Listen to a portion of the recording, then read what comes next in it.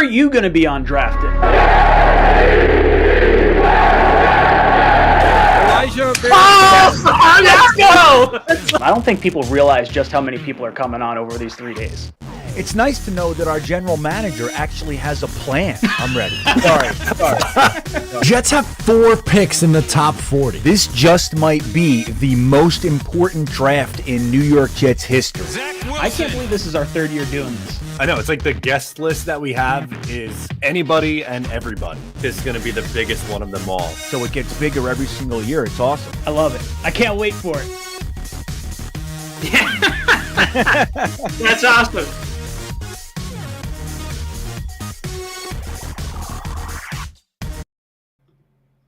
Welcome to the Cockpit. My name's Ryan and I'll be your pilot. Boys and girls, we are finally on draft week. It has taken us what feels like multiple years. I don't know if you guys, but since the end of the football season, I have aged immensely. I think I'm starting to get gray hairs now. It's a long time coming. Tonight's show is going to be about final predictions for the Jets draft this year. We can talk about Deebo Samuel. We could talk about the different draft picks, the little rumors that are going on around the NFL and surrounding our New York Jets. Whew. Oh, man. This is exciting. Boys and girls, on your way in, please hit that like button. Goes a long way to helping the channel. Cracking a cold one. We got a bunch of people in the chat. Loving that already. So let me give you a little rundown on my past week. I haven't been making a whole lot of videos. We actually had our baby shower this past weekend. Lots of good friends, lots of good family. Had a really good time. Thank you to everyone. I have these little tiny babies from Becca's sisters. Let's see if you guys can see that. Like little terrifying little plastic babies, like hidden all over my house now. I'm finding them on picture frames. Right as I sat down, I found one in front of my little T-Rex on my desk here. So when you see the behind the scenes look, you'll get a look at that. But yeah, life's good. Not too bad. I've gotten really far on the bathroom. All I have to do is sand the spackle, paint, and then do the fixtures, which I have all of them there. We built the vanity. My brother and I did that this past weekend. Yeah, it feels like this bathroom is taking forever because I started in January. I've just been running back and forth. So not a lot of fun. All right, but enough about my life and things going on. I want to talk about the Jets draft and things I see happening. And for those of you guys that want to vote on it, the will the Jets trade for Deebo is the poll question in the chat right now. Right now, no is leading the way, 54% to 46%, so a very close poll. I'm fascinated to see where this goes because I don't know what I want the Jets to do. I really want a premier player for Zach, and I do think getting someone that's hitting their stride and hitting their prime right now is incredibly valuable. And if there's a way to do it, I think they should. Then it's a matter of what you trade. I sort of think the 2 seconds and the 3rd that we offered for Tyreek Hill was what the Jets are willing to move because they have 2 players in mind with the top 10. Now, if they're thinking about taking a wide receiver at number 10, if that's their thought, I would much rather give up number 10 and keep both second-round picks because I do think this team kind of needs a little bit more bodies on the field as opposed to just the number 10 pick, and maybe giving away 2 seconds and a 3rd hurts us more than the single edition of Deebo helps us. But does this trade happen before the draft? Does it happen on draft day? Does it happen when we get to maybe it's pick 10? I don't know. It's going to be fascinating. Going to be fascinating to see because I do think something is going to have to happen on draft day, whether it be with us or with another team. And it's significantly going to impact our draft because if the Chiefs wind up giving up 2 firsts for Deebo Samuel, they're now the 49ers own those picks. And you'd have to think one of those picks could definitely be a wide receiver. I don't know. It's going to be fascinating. We're going to do this the same way we always do it, boys and girls. We are going to start call-ins at 8:15. I want to get all your thoughts. You get 3 minutes to plead your case. And after 3 minutes, you know what happens. That's it! You're out of here! The chicken comes flying across the screen. So it's going to be a lot of fun. Going to be a lot of fun to talk all this with you guys. Edward Zip drops in. He says, I'm a painter. Prime the spackle before you put any eggshell or satin paint on the walls. Trust me. We definitely are planning to do the spackle. We're definitely planning to prime, for sure. I got to do what I'm going to do is I'm going to do the ceilings. I'm going to prime the walls. And then, so cool trick. I'm sure Edward knows it. You paint the ceiling and you paint a little bit below the ceiling, maybe like 1.5 inches, 2 inches, to get a nice, crisp, same color. And then when you add your new color on the walls, it'll be tougher to tell where the ceiling meets. Because sometimes you wind up, if you're like, oh, I'm going to tape everything really well. If you had like a yellow bathroom and you're going with a white bathroom or a gray bathroom, then you might have that little line of yellow and it'll drive you mad. You don't want to do that. So thank you, Edward, for sure. We will be picking out a good paint for that. All right, so my thoughts on where the Jets go with this draft. We're hearing some rumors that Jermaine Johnson is going to go a lot higher than people are thinking. I have projected him to the Jets at number 10 in my mock. Or I shouldn't say projected. That's what I would do with my mock. It's not necessarily what I think the Jets will do. But I have seen some rumors about Jermaine Johnson going pretty high. And both Connor Hughes and, what was the other name? Dane Brugler, both little blue check marks on the Twitter sphere, said, for what it's worth, several around the NFL, who I trust, in brackets there, believe Jermaine Johnson has a better chance to go 4 to the Jets than Kayvon Thibodeau. Now, that would seem to jive with the rumor that I had heard from someone who appears to be inside the building at One Jets Drive, that Ojabo and Kayvon Thibodeau were scratched off the Jets board. But it's misinformation season. There's so much stuff that could be going on. And the Jets might just be trying to get Thibodeau to fall to them. It's so hard to believe anything you see or anything you hear. Everything's a sleight of hand. It's probably more likely that it is a sleight of hand trying to get him to fall than anything else at this particular point. Though I will say the narrative that's being pushed at the top end of the draft. So number 1, the Jags right now. I did see some rumors of Ekwonu going there, but I believe the betting favorite as of today is Trayvon Walker, like a 66% chance compared to the next closest person, I believe was Hutch at like 30% maybe, or maybe 26%. It was pretty low comparatively. Going to be interesting to see. Candle Jack says, no one questions if Deebo wants to come here. Why?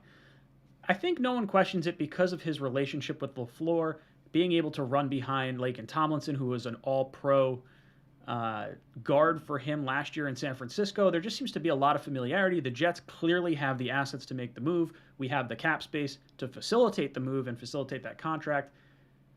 So I would say of all the players, and I would throw A.J. Brown, Deebo Samuel, and DK Metcalf kind of in that realm of, I do think they would sign a contract with the New York Jets because of that familiarity. And I do think DK and A.J. Brown fall more on the, like, hey, we're comfortable with Elijah Moore, would love to play with that guy again. But Deebo's really the big one. That's the fascinating part because he provides such an explosive offensive weapon for the New York Jets, and he knows the system already. So you can literally hit the ground running. I would be very surprised if he didn't sign a contract with the Jets, if the Jets were to try and trade for him. I do think there's probably other teams that are higher up on his list, but I don't think the Jets would be a deal breaker for him. Is that just my feelings? That is certainly true. I don't know this to be a fact one way or the other on how he feels with the Jets coaching staff. But I don't know. I would like to believe he would want to be here. Maybe it's just my fanhood screaming right there. All right. So let's talk a little draft and where things could go. If we say Trayvon Walker is the number 1 pick, a lot of people are going to be excited about that because I've seen an extreme amount of divisiveness among Jet fans. They do not want Walker from what I've kind of gathered, or at least the vocal portion of them don't want Walker. And I think it's because there's a lot of projection, and I think it scares a lot of people because they see that Vernon Gholston type of potential of like, wow, this guy's a physical freak. He blew up the combine. The production's not quite there. Is that what we're getting? So having him go before us, definitely a good thing. I know a lot of Jet fans want KT. It's been like the one player that everyone is knocking down the door on my DMs for, and I can understand why people want him. One thing that I have heard rumors of is that coaches love Thibodeau, GMs don't. GMs have to worry about paying guys. They have to worry about the long-term security of their teams, and coaches always see the mold of like clay, and they want these players, the top players. They want those guys. They don't care what it winds up being as far as they just want the best guys. They think they can coach all this, bad karma or bad, it's not karma is the right word, but bad feelings out of these guys. It's going to be fascinating. B2B says a Hall of Fame bust. I don't know if he's talking about, looks like he's talking about Walker. Man. Oh, man. Going to be crazy. But let's say, I would say if Walker goes 1, I think there's a good shot Hutch goes 2. Then do the Texans go Thibodeau? Do they go Sauce? Do they go an offensive lineman? And then what happens with the Jets? Is Jermaine Johnson actually in play? I would bet if Thibodeau is there at 4 and the Jets really don't want to take him, like let's say it goes Walker, Hutch, Sauce. I could see the Jets wanting to trade out. Try to move back for a quarterback, not for a quarterback, for a team to come up for a quarterback. But I've heard rumors that there's not as much interest in coming up as there is as coming down. So that doesn't bode well for the New York Jets, because that means maybe teams like the Texans or teams like the Giants may want to lower their price for a trade down, which impacts what the Jets could get if they were to try and trade down as well. So some interesting stuff. Interesting stuff. Edward says, I would rather draft 2 young $4 million players than Deebo for $25 million. Also, Deebo doesn't want to play running back. So I've heard that he doesn't want to play running back, and that was a huge concern to me. I've had other people tell me that was false. He's come out and said he hasn't said that. But I had an interesting comment. I don't know if I'm going to be able to find it real quick for you guys. But it was a very interesting stat line in relation to Deebo Samuel. Let's see if this is it. Okay, so a projected 17-game impact based on the first 8 games from Deebo Samuel last year. So when he was primarily a wide receiver, if you projected that over the course of a full 17-game season, he would have had 1,874 receiving yards, 181 rushing yards, and 11 touchdowns. So even if you take out the running back play, that is absolutely incredible. Absolutely awesome. I would sign up for that all damn day. 100%. Number 10 worthy all day. Now, projected 17-game impact based on the final 8 games. He was inactive for one of those games. If that was when he was being used a lot as a running back. 1,111 yards receiving, 729 yards rushing, and 19 touchdowns. That is a ton of touchdowns. But even sacrificing those 8 touchdowns that you would have had between like the first projection as a wide receiver and the second projection as like a change of position kind of, I guess, or a dual position, I'm okay with that. 11 touchdowns from your wide receiver. I could do that. I do like being able to draft 2 young $4 million players, but I think if the Jets were looking at receiver at 10, I would prefer to give up number 10, that sole pick, for Deebo. Or I think there's going to be a situation where, say, the Jets trade down from 4, and maybe they have the Saints pick 16 and 19. Maybe they trade one of those picks. I'm not sure if 10 is on the table right now. It's going to be interesting to see what happens. Maybe they're waiting to see what happens at 4 to see if they have to trade down and then take their edge at 10. going to be fascinating. Going to be fascinating. Albert Sue drops in. He says, we should be realistic. Most picks are busts. Most picks in terms of the draft overall are busts, for sure. The first round tends to be 50-50, but towards the top end of the first round, you do have a higher percentage chance. So it's, maybe it's a 50 to 60% chance at the top end, and then maybe it goes down to like a 40% chance at the tail end of the first. And then you just sort of see it kind of work its way out of that. But a lot of that has to do with your scouting department. A lot of it has to go with your GMs. I do trust Joe Douglas and this coaching staff and the scouting department in general. They seem to know talent. It's does that talent actually live up to expectation? Where you could say, Mekhi Becton, maybe, we didn't see this injury stuff kind of happening. Denzel Mims, maybe we thought he was going to be able to pick up the route tree, and it just hasn't quite, happened. Zuniga and Davis, both very highly athletic guys, for whatever reason, just not quite fitting there. So it's going to be fascinating to see what ends up happening here. It looks like we have gotten to our call-in time. So let me pull up Google Voice. I'm going to throw the phone number on the screen. Boys and girls, you get 3 minutes to plead your case. Give me your final predictions for the New York Jets draft. Could be trading for Deebo. Could be just making any kind of trade. Could be just the picks the Jets are going to make and why you think they should make them. After 3 minutes, you're going to get the chicken. That's it! You're out of here! And you're going to get booted. So, phone number is on the screen. Feel free to give me a ring. We're enjoying some Sour Monkey, courtesy of Victory Brewing. It's definitely sour. 9.5% alcohol. And I got 2 of these bad boys. You guys are going to see Ryan go sideways by the end of the stream.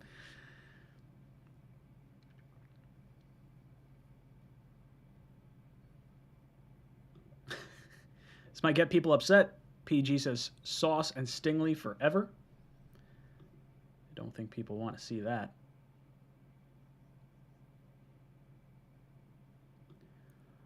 Landon says, thing with Deebo worries me a bit because it just feels like the other side of Jamal Adams' drama where we're acquiring them. Obviously, Adams was worse, but there are similarities. See the club. I don't agree. I think Jamal felt he was better than his play would indicate, where Deebo, I think, is 100% worthy of the money. Call from. So To accept, press. Hey, what's good, brother? Welcome to the Cockpit. Hey, what's going on, Ryan? I'm hanging in there. Talk to me. What's on your mind? The Sour Monkey is crazy, man. That's too sour for me. I've had that before. It's like eating like a warhead or drinking a Yeah, warhead. it's so sour. Have you ever tried Lord Hobo? They make really good IPAs.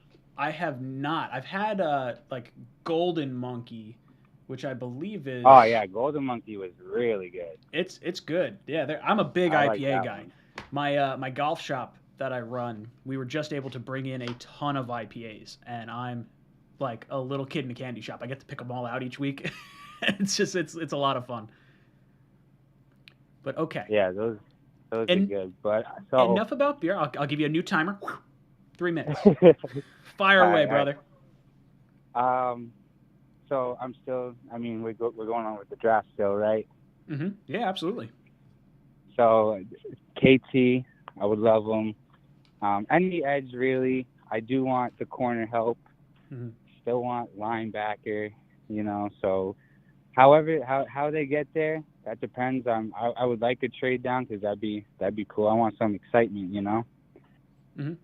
Yeah, for sure. So is KT, you would say, is like your top edge rusher option, or is it? I know you're saying anyone, but was it like? Yeah, KT would be my top. I don't know that I would. If he's gone, I don't know that I'd go Sauce. Mm-hmm.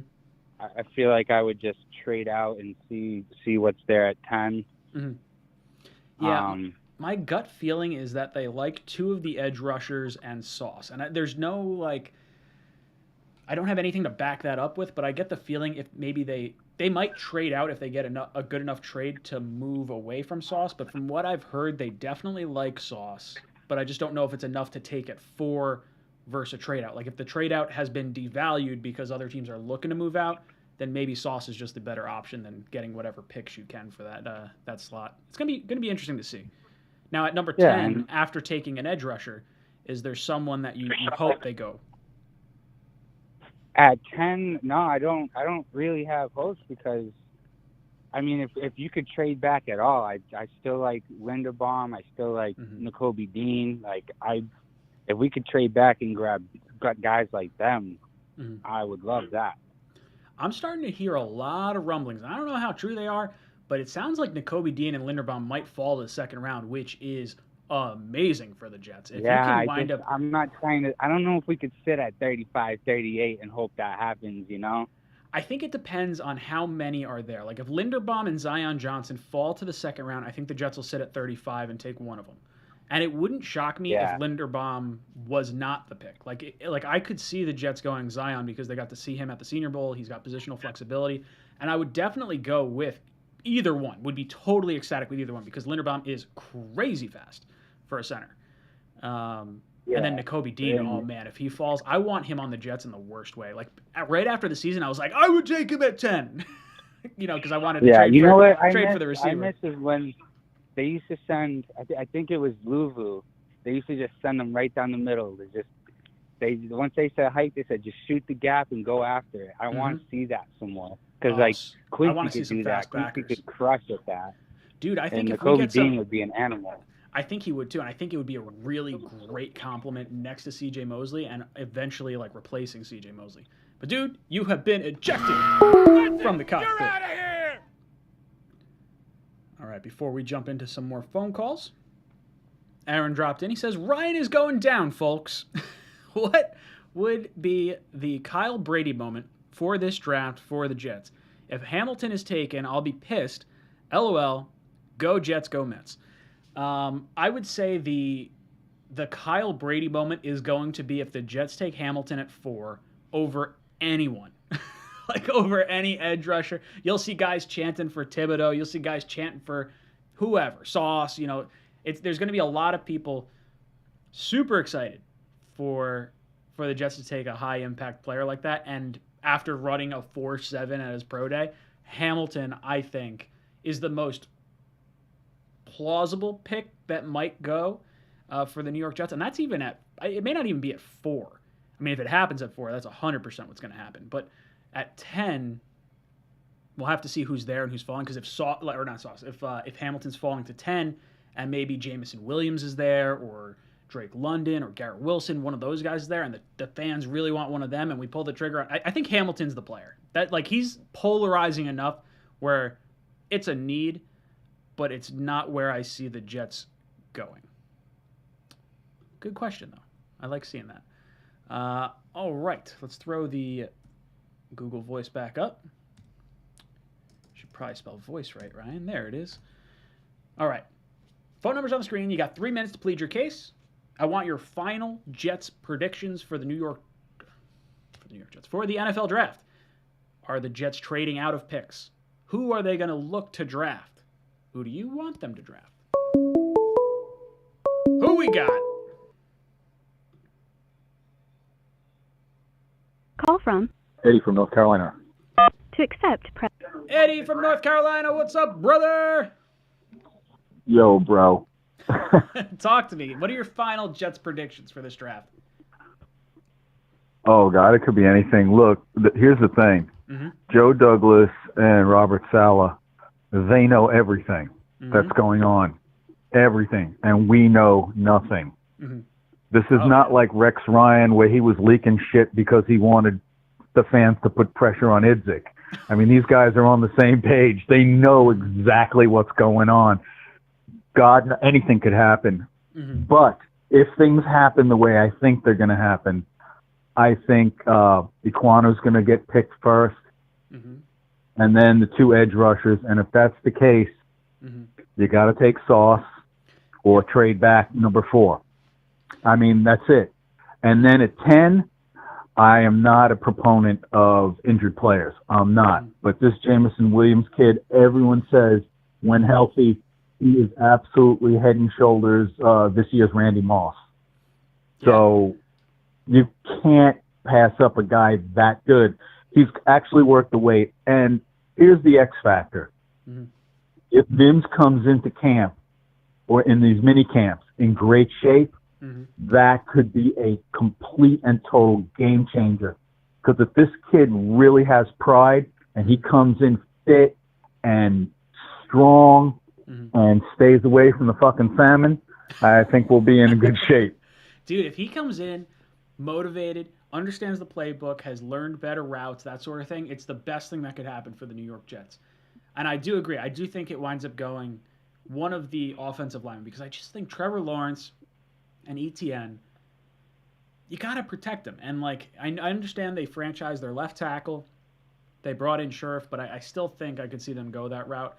And then I do think the Lions go defense. It's either defense or quarterback, I think, at number 2. If the Lions don't take that local kid, then there's going to be an insurrection in Detroit.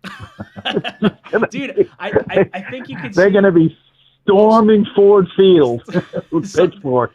There's 2 players that come from Detroit. It's Michigan edge Aiden Hutchinson. You know, obviously the Michigan product. But right. That's what I'm talking about. Sauce is from Detroit as well. But yeah, I understood you were talking about Hutch. It would be interesting because Aaron Glenn is the defensive coordinator over there, so maybe he's looking for... Oh, you know Aaron's going to want Sauce. Oh, yeah. Yep, 100%. Aaron Glenn was the best 5'9" cornerback this league's ever seen. He was a monster for the Jets. He was phenomenal. Now, let's say you got 10 seconds, real quick, 35-38. What do you want to see happen? I want to see another edge and offensive lineman. Love it, brother. Thank you so much for the call. That's it. You're out of here. So he wants to see edge, wide receiver, edge, offensive lineman. Who we got? Call from Lima Bean. Lima Bean, what's up, brother? Welcome to the Cockpit. Oh, thanks for taking my call. Yeah, of course. Talk to me. What are your final predictions for the New York Jets? Oh, man, I'm so tired of predictions. I just don't care anymore. But, like... Says the guy calling into a prediction call-in show. What the? Okay, no, go for it. No, I guess I'm just I'm on the Deebo Samuel train. Like, okay. I took a deep dive into looking at like the past 6 drafts, and not just of the Jets, just all teams in the 2nd, 3rd, 4th round, and the hit rate is so low. Like, I'm like, if you think the Jets fans have bad picks at like the 2nd round, look at all the other teams and what they took, and I looked at our spots, and it's like, no, give me Green Bean and how you asked you want a receiver in the 2nd round, and yeah, you list a whole bunch of them. But let's say Devontae Adams, for example, he's taken the 2nd round. There's 4 receivers taken before him that ended up as busts essentially. So I'd rather trade those picks for a known commodity to help the quarterback. It's too risky, Now, would you prefer to trade, say, both seconds, or would you rather give up the 1 number 10 pick? Because I've heard people kind of go either way on that. Yeah, here's my hope: trade the 2 seconds. And then trade down from the 10th to, let's say, hope the Steelers for a future 1st round or something. And then with the 20th pick Nakobe Dean up. That's what I would want to do. I really like that. I want Nakobe Dean on this team in the worst way. And I think if you can sense. facilitate it where you get your wide receiver and you're locked in and you don't have to worry about trying to overdraft one or worry about a team jumping in front of you, I like that a lot. Yeah, we would get Deebo Samuel and Nakobe Dean and a future 1st round pick with some maybe extra stuff thrown in. So hopefully that could be something. And also just a comment I was thinking about. If you look at the 2010 draft, it was just a question I just thought up. Sure. We had Revis on one side. We sent the 2nd round to the Chargers to pick up Cromartie. Why did we draft Kyle Wilson in the 1st round? I'll never understand. So I think Wilson was supposed to be the slot corner, wasn't he? So, yeah, but who drafts the slot corner in the 1st round? Yeah, no, I agree. Well, you also have to worry about the Revis contract, because I think was the Revis contract that it was already year? signed by it was because 2010 they had every intention of bringing him back. With Tannenbaum there was no way, and he did. He brought him back. So yeah, well, he was under contract. It was just one of those things where you had to worry about the future, right? It was just one of those things I racked my head in the Rex Ryan era of all those bad drafts. But yeah, because our first one was Muhammad Wilkerson, I think, with him, or no, it had to be the second one. Was Wilkerson first or was Wilson first? No, Wilkerson was in 2011. That was the only decent pick I could recall him doing. Okay. and that was only halfway decent. But that being said, no DTs, no injured corners, no injury-prone players, and what I'm hoping for, and a good edge presence with a wide receiver. That's my hopes. Now at number 4, what do you want to see? Is it the do you want to see Thibodeau? I want Thibodeau. Everyone wants Thibodeau. Man, I'm like I really like that's the one player I just hope is before he's like. No, but I hope he's gone. You gotta understand, if you in January in your own video you actually said that you're manifesting Thibodeau for you, then all of a sudden like 2 weeks later it changed. Yeah, no, I 100% did. Once I got enough sort of like interviews. All that audio was out there from before. Like that interview was there weeks in advance. Like nothing really changed. His numbers never changed. Correct. And I was defending Thibodeau. So let me go into this. I was defending Thibodeau on the Alabama comment because that wasn't so much the initial tipping point. It was weird for sure, but I was defending him initially because I thought I knew what he was trying to say. But then going back and just kind of listening to it again and just saying like why would you're more interested in a career in corporate Nike than you are in winning championships. Like that to me just doesn't scream all in. And I think teams have to, consider that. I think when you have guys that just are not buying all in, well, maybe he is. I'm not in every interview, but it's been brought up. But to counter that point, though, like in order to get the Nike endorsement, he has to play well. Otherwise, he won't be able to like get all these things if he doesn't perform. That's not what he said. He chose to get a job. He chose Oregon because he was guaranteed a corporate Nike job after graduation, even if football didn't work out. That's the reason he chose Nike or chose Oregon. It's a good backup plan to have, I guess.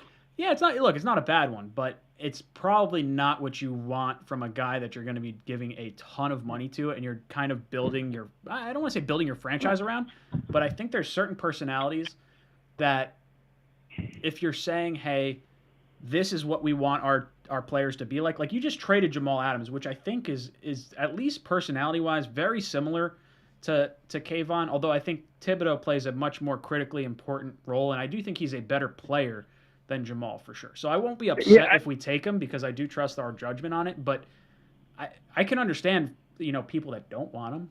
I mean, unless Hutch somehow magically drops to us, then I'll be doing like prayers for days. But do that, and just remember one last thing about Stingley. T. Milliner also had a good pro day. Just putting that out there. So let's not fall in love with that. Ooh, I love it. Good final thought, brother. You've been ejected. You're out of here from the cockpit. We got Joe Blewett in the chat. He says we ready for the draft. Damn right, Joe's coming on. One of the days, 2 of the days, whatever he wants to do. Come on during the draft. I'll reach out to him. Joe and I are growing some plants. Bought me a Venus flytrap, which is downstairs. I was going to show you guys. He talked me into it. Call from? Yes, Bernard from North Carolina. What's up, Bernard? Welcome to the cockpit. Hey, Ryan. How you doing, buddy? I'm hanging in there, brother. Talk to me. What do you want to see from the Jets coming up this week? Well, I want to see them get this Deebo trade done. I'm thinking pick 10 and probably a third-round pick and a second-round pick in 2023. If they can get that done, I had a crazy idea. I want to throw this out there. I want to play around with this. All right, suppose they made that Deebo trade. If it was me, I would turn around and take Jameson Williams at 4. Because I'm thinking, look like this.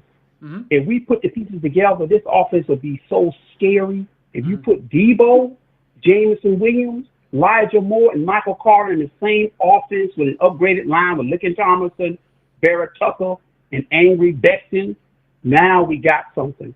We can actually go head-to-head with Kansas City and Buffalo, and I believe with that combination of weapons put a serious scare into them. Yeah, really serious.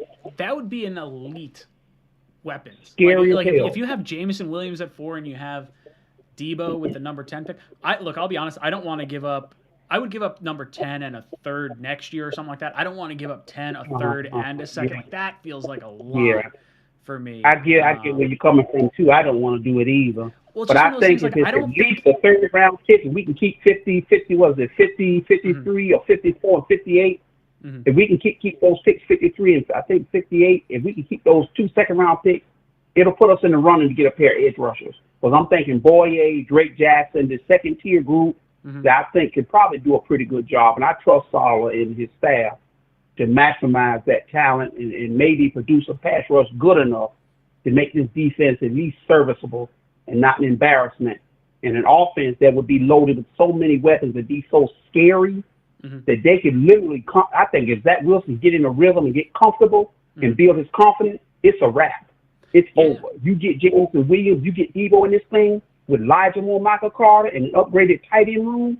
Are you kidding? And let this kid get comfortable, it's over. The only question will be is ball distribution. Now, obviously, within 4 years, we're not going to keep all of them. You know, that's the reality of the salary cap era. We have to move someone. I'm thinking Deebo will be the one we move.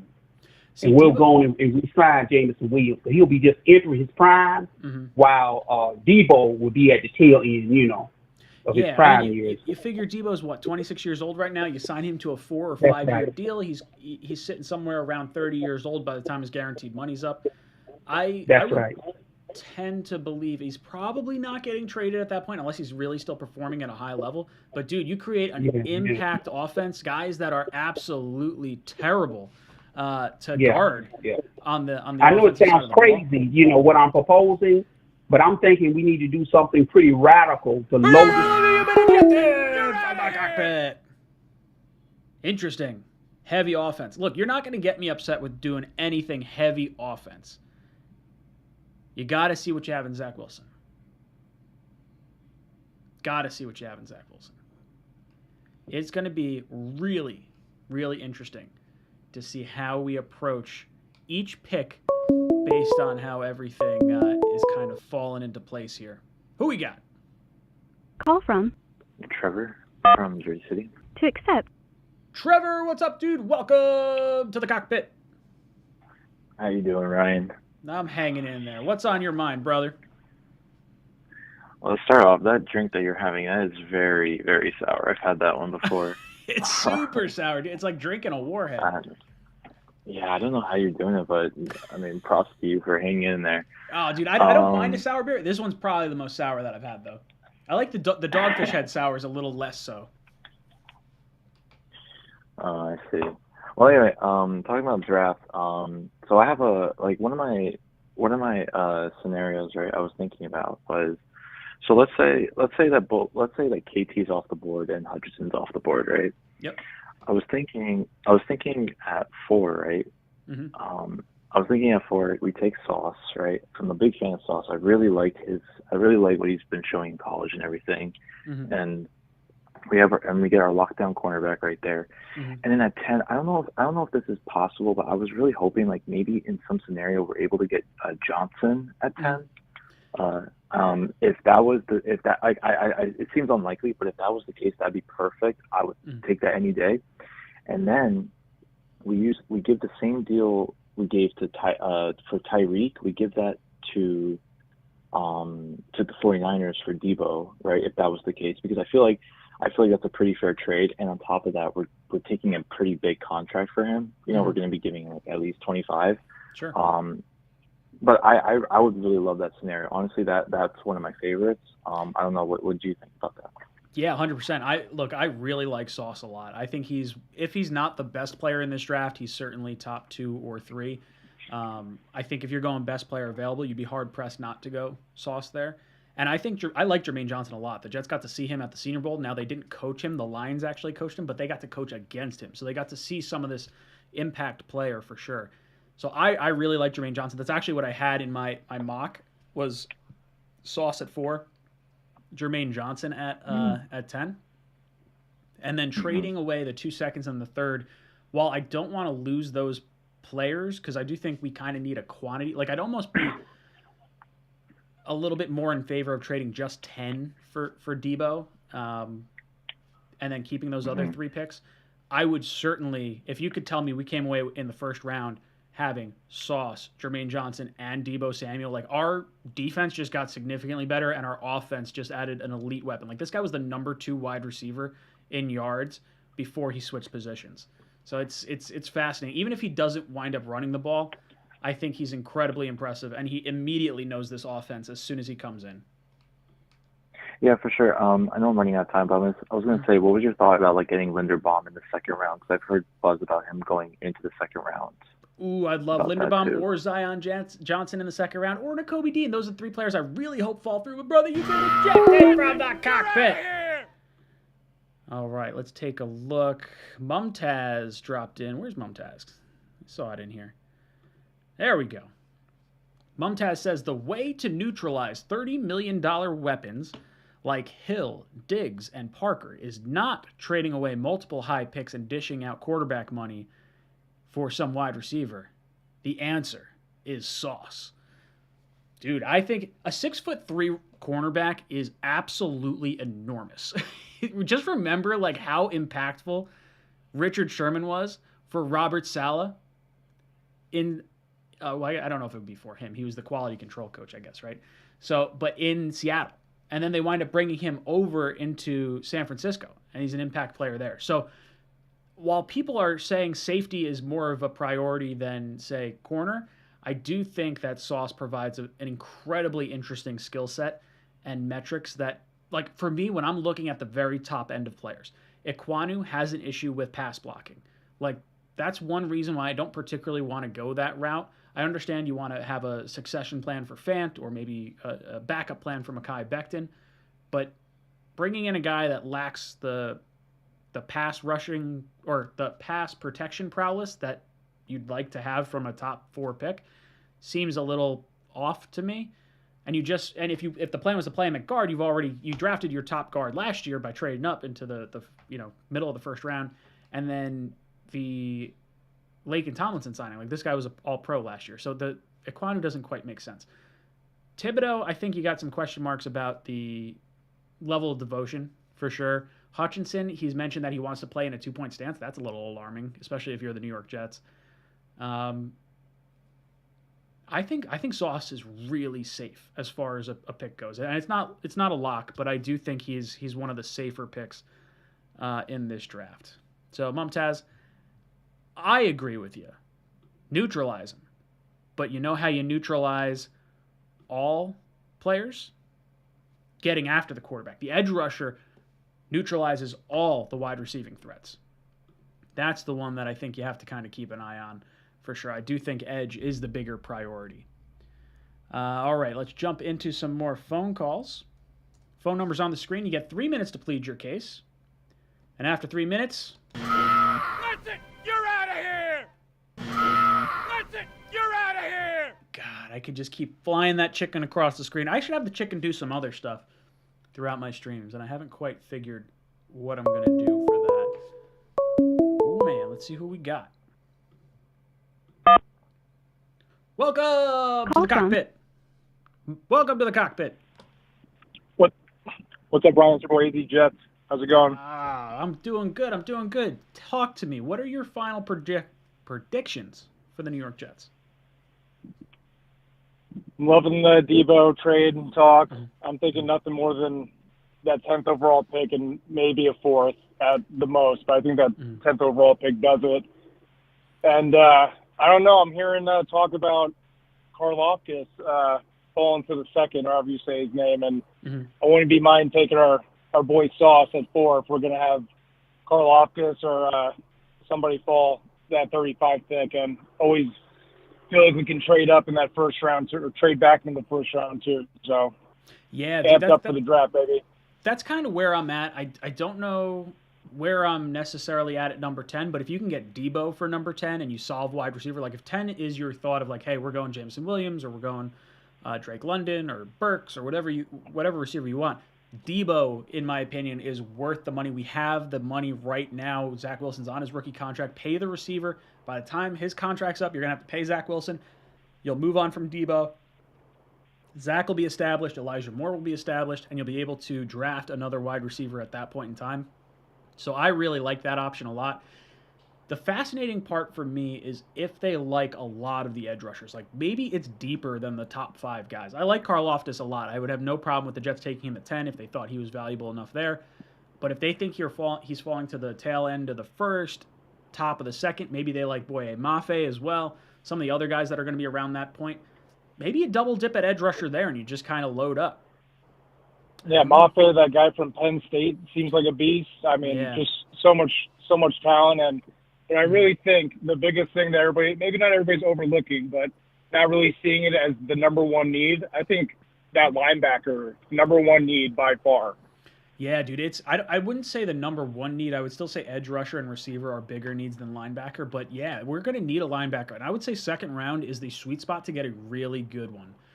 Guys like a Christian Harris, Leo Chanel, Nakobe Dean, hopefully. If he's there, dude, I'm running to the podium. I really, really want Nakobe Dean in green and white. I just don't know if the Jets are going to find a way to make it happen because I think you're going to either have to trade down or you're going to have to work out, hopefully he falls. He's another guy that could fall to the second, Yeah, dude, people have been talking about him and they've been talking about Linderbaum. Those are like the two names that I've heard a lot. Like Zion Johnson to me feels like he might be more of a pick for the Jets just because we saw him already. But, dude, if we can get our center and trade McGovern for like a fourth, because he's not that – like he's expensive for us, but it's not that expensive for like a top center. Like he played top 10 football last year.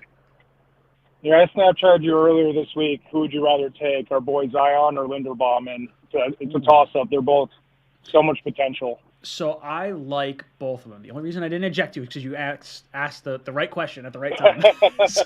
so I think appreciate you, man. I love the speed of Linderbaum. It's incredibly fascinating for me. I would say I very much like. I would go either one. I really would. But I think the Jets might go Zion Johnson because of the positional flexibility. And I think they might see that as more valuable because maybe there's a situation where McGovern goes down. Center of the future. Yeah, and then or Tomlinson goes down. You kick him over to there. Like I think there is some value in letting a center sit for a little bit. But if you're taking one in the second round, you probably got to trade McGovern because you got to make some room there. I think there's probably some hurt feelings at that point. If we go center in like the fourth round, like an Alec Lindstrom from Boston College, I do really like my BC guys. Then I think you keep McGovern for the entire year, let Lindstrom kind of learn and go from there. But brother, thank you. You've been ejected from the cockpit. Let's see. We got our boy Conscious ZG dropping in. He says, got my shirt yesterday. Thank you. Jets will be going into the season with 10 to 12 new starters. If Becton is healthy and Zach takes the leap, playoffs. Well, brother, I'm glad you got your shirt. Really means a lot. Now, as far as 10 to 12 new starters, maybe new starters from the start of last year or starters as in like the amount of, like you're getting Lawson back. Like maybe you're counting Lawson. Perhaps you're counting Joyner, Becton, kind of. Maybe that's not a new starter. But I would imagine you're getting an edge rusher. You're getting a safety already. You got a corner. What else we got? Guard. 10 to 12. Man, that's a lot. I guess it's possible. But dude, we got to get some young bodies in here, guys that know how to play. I love the Tomlinson signing. I really like the defensive moves we made this offseason. I think our defense is going to be vastly improved from last year. I love it. I love it. Playoffs? I'm not talking about the playoffs yet. But you're damn right. Better believe that I'm thinking about it. The thought is there. All right, phone number's on the screen. You get 3 minutes to plead your case. After 3 minutes, That's it! You're out of here! you get the chicken. Oh, man, who we got? Call from Kieran, Chico, California. Hey, what's good, brother? Welcome from Hey. California. Ryan, what's up, man? Dude, I'm hanging in there. What's on your mind? What are your final predictions for the New York Jets? This is Chair Run, the guy you always call Chair Run. My real name's Kyroon, but it's no big deal. It's like impossible to pronounce. Yeah, Kyroon. Kyroon. Yeah. Oh, God, I'm gonna see it the next time you like send in a super chat or just send in a comment in general, and I'm just oh look, there's Chair Run again. Nope, I'm not gonna pronounce it right. Kyron. Okay, I'll remember that. Well, man, I've been doing a ton of mock drafts, Yeah. And kind of where I feel like I get in trouble is when I pick an edge at 4. Yep. Sometimes I feel like I'm left with a receiver choice that I don't like. Kyle Hamilton's gone, Sauce is gone, even Stingley's gone. Mm-hmm. So I'm really feeling like picking Sauce at 4 or trading out a 6. I mean, trading down maybe to 6 with Carolina if they want a quarterback, or even maybe trading down to Washington is a good deal for me. Yeah, look, I completely agree, and that's sort of where I went with a lot of my mocks. Now, I do have to ask you, what were the first 3 picks in most of those mocks? Well, we use it varies. I do the pro football PFF and I do the PFN mock drafts, and it really varies at this time. Hamilton can go in the top 3, Walker can go in the top 3, and I'd say maybe half of them, usually are the 3 edge rushers in a row, and that makes me feel more inclined, even so, to take Sauce. Yeah, that would be fascinating for me if there's a situation, and the way I sort of looked at it was how many edge rushers are there at 4. Like, if they deem, hey, edge rusher is such a big need, maybe they have to go Johnson at 4, I would understand it. But I do think getting the top overall player and then maybe double dipping in some capacity at edge rusher a little later on, like with a Boye Mafe or something like that, might not be a bad option. Like, when I find going edge rusher at 4, it almost feels like I'm forced to go wide receiver at 10, and I don't love that because you might get the second wide receiver off the board, and that's not necessarily where I'd want to go. And maybe that's where the Jets would go. Like, maybe it's like, hey, we go with our edge rusher at 4, and now number 10, the receiver we want is not there. We'll trade you number 10 for Deebo Samuel, and now that's why that trade has kind of taken a little bit of time to manifest. Yeah. But yeah, if you take Sauce at 4, I do think an edge rusher will be there at 10. Personally, I do feel like John Lynch isn't joking today when he says that Deebo Samuel is probably not for trade. I really don't believe it. But, I really like Treylon Burks, as he's kind of like the wide receiver I want in this draft, and I don't mind trading out of 4, picking up some extra ammunition to get back up in the first and grab him, which just feels great to me. And plus, there's guys like Brisker. There's just a lot of team needs, but they're not just team needs. They're really talented players. But anyway, I can see my time's running out. You're running out, but I like what you're saying. I like Sauce at 4, or I like a trade out. I really do. And I think the trade out happens if it's good enough to give up Sauce. If it's not good enough to give up Sauce, then I think Sauce might wind up being the pick. But if you can trade down and get like the Steelers first next year, plus like a Claypool, plus their first this year, that you can get like a Nakobe Dean or someone like that. Like, there's a lot of value in that number 4 pick, especially if you're getting someone to leapfrog Carolina, like a division rival like the Saints. But brother, I love it. Thank you so much for calling in. You've been ejected. You're out of here. Kai Run has been ejected. It's a cool name. I like that. Phone number's on the screen. You got a handful of seconds to plead your case. Who we got? Call from. Steven. To accept, press 1. Welcome to the Cockpit. What's up? I'm hanging in there. Talk to me. What do you want to see happen on draft day? Oh, no. He wants to see the draft over. That's what it is. Boys and girls, you got 3 minutes on the clock. After 3 minutes... That's it. You're out of here.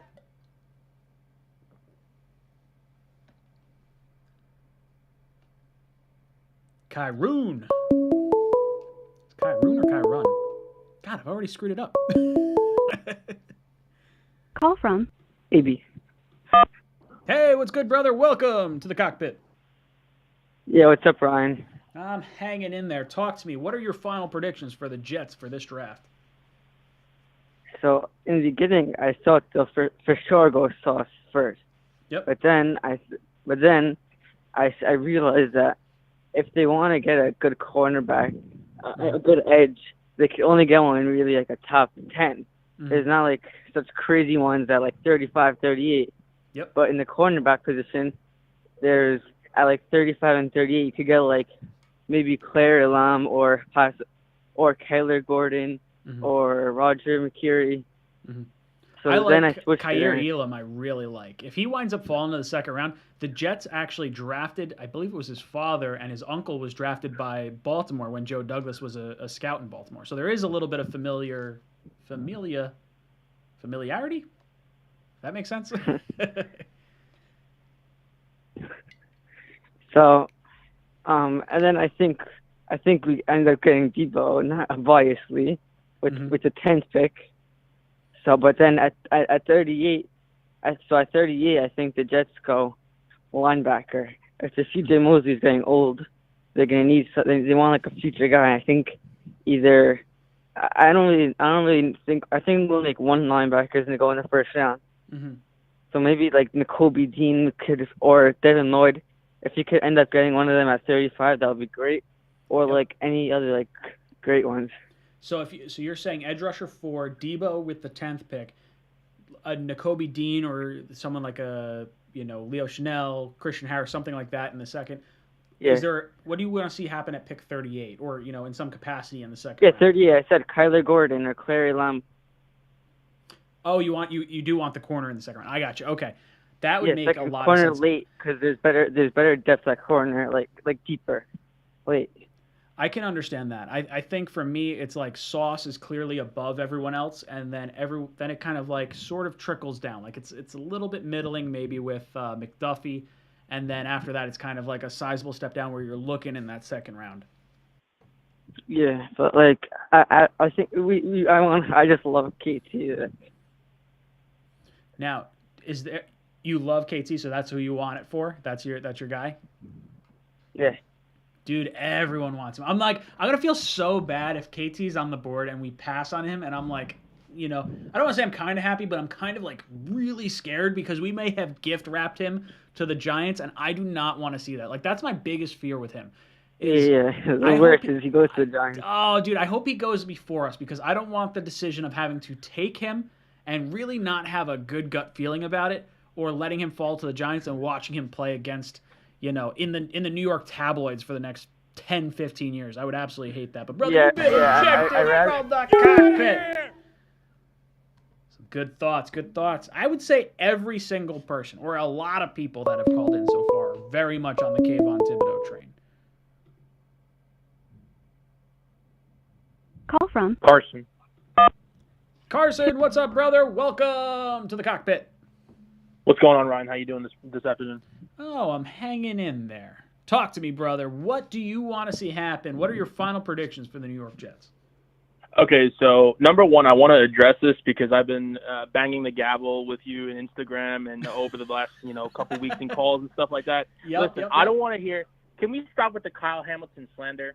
I've seen the kid play live. He's a better player than his numbers show. And number one, this slow 40 time notion of him running a 4.59 at his pro day. I just want to name you a list of safeties that have ran a 4.59. Sean Taylor ran a 4.55. Did he run a 4.59 or a 4.7? I thought it was a 4.7. No, 4.59. That was incorrect reporting. It's a 4.59 for sure, 100%. Okay. Sean Taylor ran a 4.55. Ed Reed ran a 4.57. Justin Simmons ran a 4.51. I mean, let's go. You don't need. Plus, number one, he's probably not going to play free. He can play free. I don't think he will play free in the National Football League. He'll probably be strong, and he'll probably play in the box, sort of like what Justin Simmons does in Denver. But anyways, enough of the Kyle Hamilton slander. I hate it. But anyway. Okay, go on. So we've discussed numerous times at number 4, Kayvon Thibodeau. And I said to you last time that Kayvon Thibodeau, if he's there at 4, I can't see how he's not a Jet. I really can't. The talent just speaks for itself. Now, something we never brought up, and a lot of people don't bring this up. 1, 2, and 3, we got Jacksonville, Detroit, and Houston. Say Jacksonville goes Trayvon Walker because I heard Balky likes Trayvon Walker and Khan likes Aiden Hutchinson. That's what I've been hearing. Okay. Detroit, they go Aiden Hutchinson, right?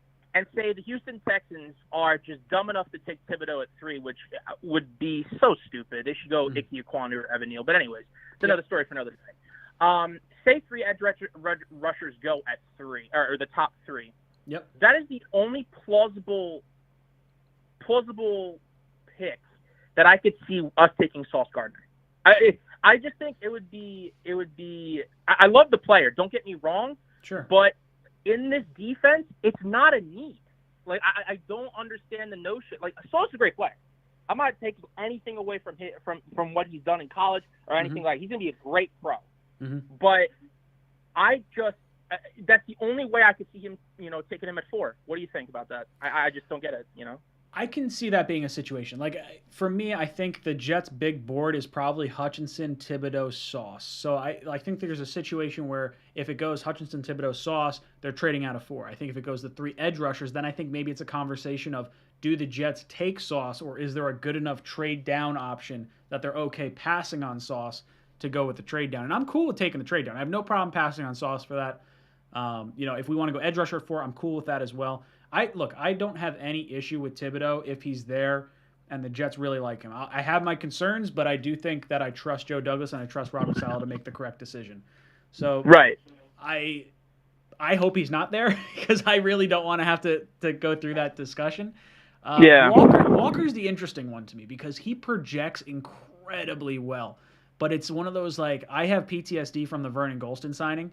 Yeah, he's a hit or miss because I think Trayvon Walker, I think he's more talented than Jermaine Johnson, but I think they're high ceiling guys. If they hit, they'll hit. But if they don't hit, we're talking like a Ja'Kai Polite situation, where in terms of not in terms of the whole personality thing, I'm talking about in terms of play on the field or a Jabari Zuniga type play. Where and I look at Jermaine Johnson, he shows bend around the edge and he shows speed moves, but I put him in the same class as Karlaftis in the sense of he has underdeveloped speed bend moves around the edge. If you look at a lot of his tape, Jermaine Johnson is a bull rusher. That's why I think Karlaftis is falling a little bit, is because if you look at Karlaftis, he is not very agile. If you look at his tape, I agree. Jermaine Dude, Johnson's in the same boat. I'm right there with you. I don't think Karlaftis has the bend. I think if you're going, and I would say Hutchinson too, the two of them don't appear to have that bend the way Thibodeau and Walker do. And I would say Johnson is somewhere in the middle of the two of them,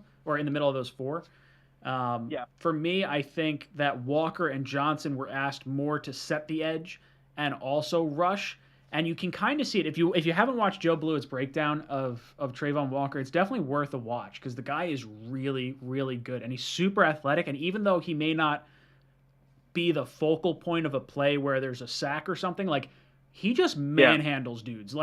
Like just putting a stiff arm up and like, yo, I will wrap up the running back coming towards me. Like, there's some interesting parts to his game for sure. But brother, you have run out of time and you've been ejected from the cockpit.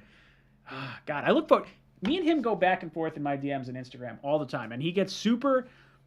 I don't want to say upset, but he definitely like gets on my case a bit when I talk about Hamilton because I don't want Hamilton.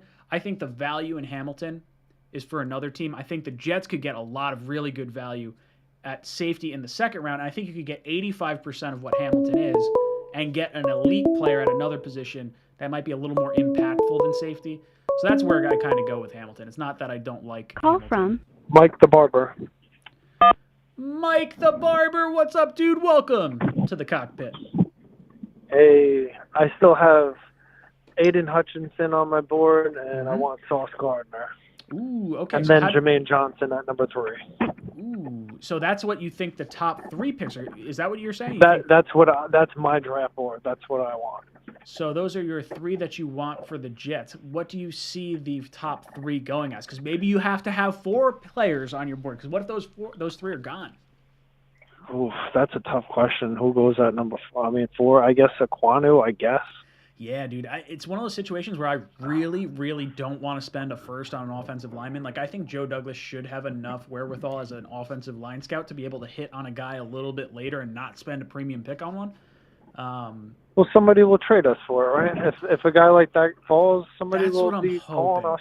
Dude, what I would hope is that the Giants are like, hey, look, I would be playing it up real big. Be like, hey, yo, we got guys calling up for us. They're trying to jump up for Aquanu. I'd be like, hey, Giants, yo, kick us a 3rd, kick us a 4th. We'll drop down 1 pick. You get the guy you want. We get an extra mid-round pick. It's all happy. Then you try to trade down from 5 with a team trying to beat the Carolinas. I'll take it. Give me a 3rd round. I'll take it. Oh, dude, that would be great. It's such a sneaky trade. Sure. And with Joe Douglas loving the offensive line, like, hey, look, we love it. We have another guy trying to come up. Now, what do you want to see happen at 10? If the Jets go with, like, an edge or you have Sauce, to go Jermaine Johnson. If they go Sauce at 4, you got to go Jermaine Johnson. I love it. Absolutely. I really like Johnson a lot. Me too. I really want him out of everybody. Like his character, who he is. Dude, that's just it. When His I talent. watched his interviews, it just, and I understand you can be coached on interviews and things like that, but you look at where he came from. Like, this guy was not given any scholarship offers out of high school. He went to the JUCO, went to the, I don't want to say JUCO program, but he was in a JUCO school where he had to fight his way into getting a scholarship. He earned his way into the SEC, didn't get enough playing time, and wound up jumping to the ACC and dominated, and then dominated the Senior Bowl. Like, this is a guy that I think has a chip on his shoulder, and I really think that's the mentality between Jermaine Johnson and Sauce, or Jermaine Johnson, and maybe it's, Jameson Williams at 10 or something along those lines. They respect him as the best edge rusher, the hardest one. Yeah, I think that's what you're going to see. I think there is a fight for guys. And while I think KT is like a star in New York, I think it's also one of those situations that you run into kind of like a Jamal, where this guy's going to ask for the moon, and he may not like him as a dude, he scares I don't the want life him out on of my me. team. I really don't. I would be so excited if we drafted him, but I really hope he's gone before I the would Jets too, pick. but I really don't think it's going to work out. He's a West Coast guy. If you hear him talk, he's not. He's a guy from Compton type of guy. Like, that's not us. Dude, he scares the life out of me. Brother, thank you so much for the call, and you have been ejected from the cockpit. Who we got? Call from. James. What's going on? Hey, what's good, brother? Welcome to the cockpit. Hey, how you doing? I'm hanging in there. Talk to me. What do you want to see happen for the New York Jets? What are your final predictions? All right. Well, I want to get trade down. I want to trade 4, pick up 2 later first. Okay. So are you looking at like the Saints 16-19, or are you talking like maybe Chiefs, like real late firsts? Or maybe Packers? Who knows? To go with the Saints 16-19. Sure. Okay, so if that's the case, where are you looking at number 10 and then 16 and 19? I would try to get Jermaine Johnson at 10. Yep. If he's not available, I take the other end. Karlaftis. Karlaftis, right. Okay. And then at 16, I would take the linebacker, either Nakobe Dean or Devin Lloyd, the center, Linderbaum. Linderbaum. Okay. Well, it depends. See, it depends on who Joe Douglas likes. Sure. Devin They're Lloyd two totally is different ahead guys. of Nakobe Dean. I was gonna say Lloyd is 6'3", where Dean is like, I think he's right around 6 foot. But both great players. So you would take one of the linebackers or Linderbaum, and then at 19, right? Or are you saying like both in conjunction? I want the other one. Yeah. Okay, I got you. If I take linebacker at 16, then I take the center at 19. Now, let's say Linderbaum goes at like 14 to Baltimore. Is there a situation where you would want to take a Zion Johnson at that point, or is that not where you're kind of looking? Like, is Linderbaum sort of your guy? Well, no. I mean, I love Zion Johnson too, because he fills in both roles. Mm-hmm. You know, he could be guard and center. Yeah, that to me, I think, provides a ton of flexibility. Now, I'm fascinated to see where these guys go, because I've heard Dean, I've heard Linderbaum. A lot of people are talking like they might slip out of the first round, and I would love that. Like, I'd be so mad if the Jets traded away both of those seconds and both those guys are there. And like we could have just traded away 10 for Deebo. Like, I think Deebo is where I'd like to go in some capacity. It's just a matter of like how you facilitate it. Now let's say. Oh, go on. Did you see that trade? There was an NFL Network person who came up with the Jets trading number 10, number 35, and the receiver they drafted last year. Oh, get the hell out of here. That would be horrible. I'd be so mad if we gave up 10 Elijah and Moore. 35, let alone throw in a guy who could be a Pro Bowl receiver. I Dude, just there's want no to way. mention that to you. Yeah. Oh, that's crazy. That's Looney Tunes. There's no way. I find it hard to believe that there's going to be a team that's going to give Deebo $30 million and give up 2 high picks. Like, I really think 35 and 38 could get that trade done. And it's a matter of, do the Jets want to give up both those picks plus the contract, or would they rather give up number 10? Or maybe it's a trade down, like you said, at 4. You get Jermaine Johnson at 10. You trade one of 16 or 19 for Deebo Samuel. And maybe it's 19 and a third, or 19 and 38. and then you still have 2 firsts, a really high second, and Deebo Samuel. That would be the best of everything. Dude, I really like the trade down option in conjunction with a Deebo Samuel trade. A trade for Deebo. Yep. Brother, thank you Agreed. so much for the call. You've been ejected from the cockpit. Boys and girls, we got 49 minutes left in the show. You get 3 minutes on the clock. After 3 minutes, That's it. You're out of here. I love it. I love it. I love draft time. It's my favorite time of year. Call from Eddie Castellanos. Eddie, what's up, brother? Welcome to the cockpit. What's going on, man? What's going on? I'm hanging in there. I want to hear your thoughts. What do you think the final prediction is going to be for the New York Jets? This is what I really hope to see happen, all right? You ready? Yeah, fire away. Number 4, we're taking Sauce because, you know, the AFC's got a lot of receivers in that division now. Oh, and we just need a good 1-2 punch. And I really like Bryce Hall at the 3. If Bryce Hall's a 3, even at 2, he's a really good corner.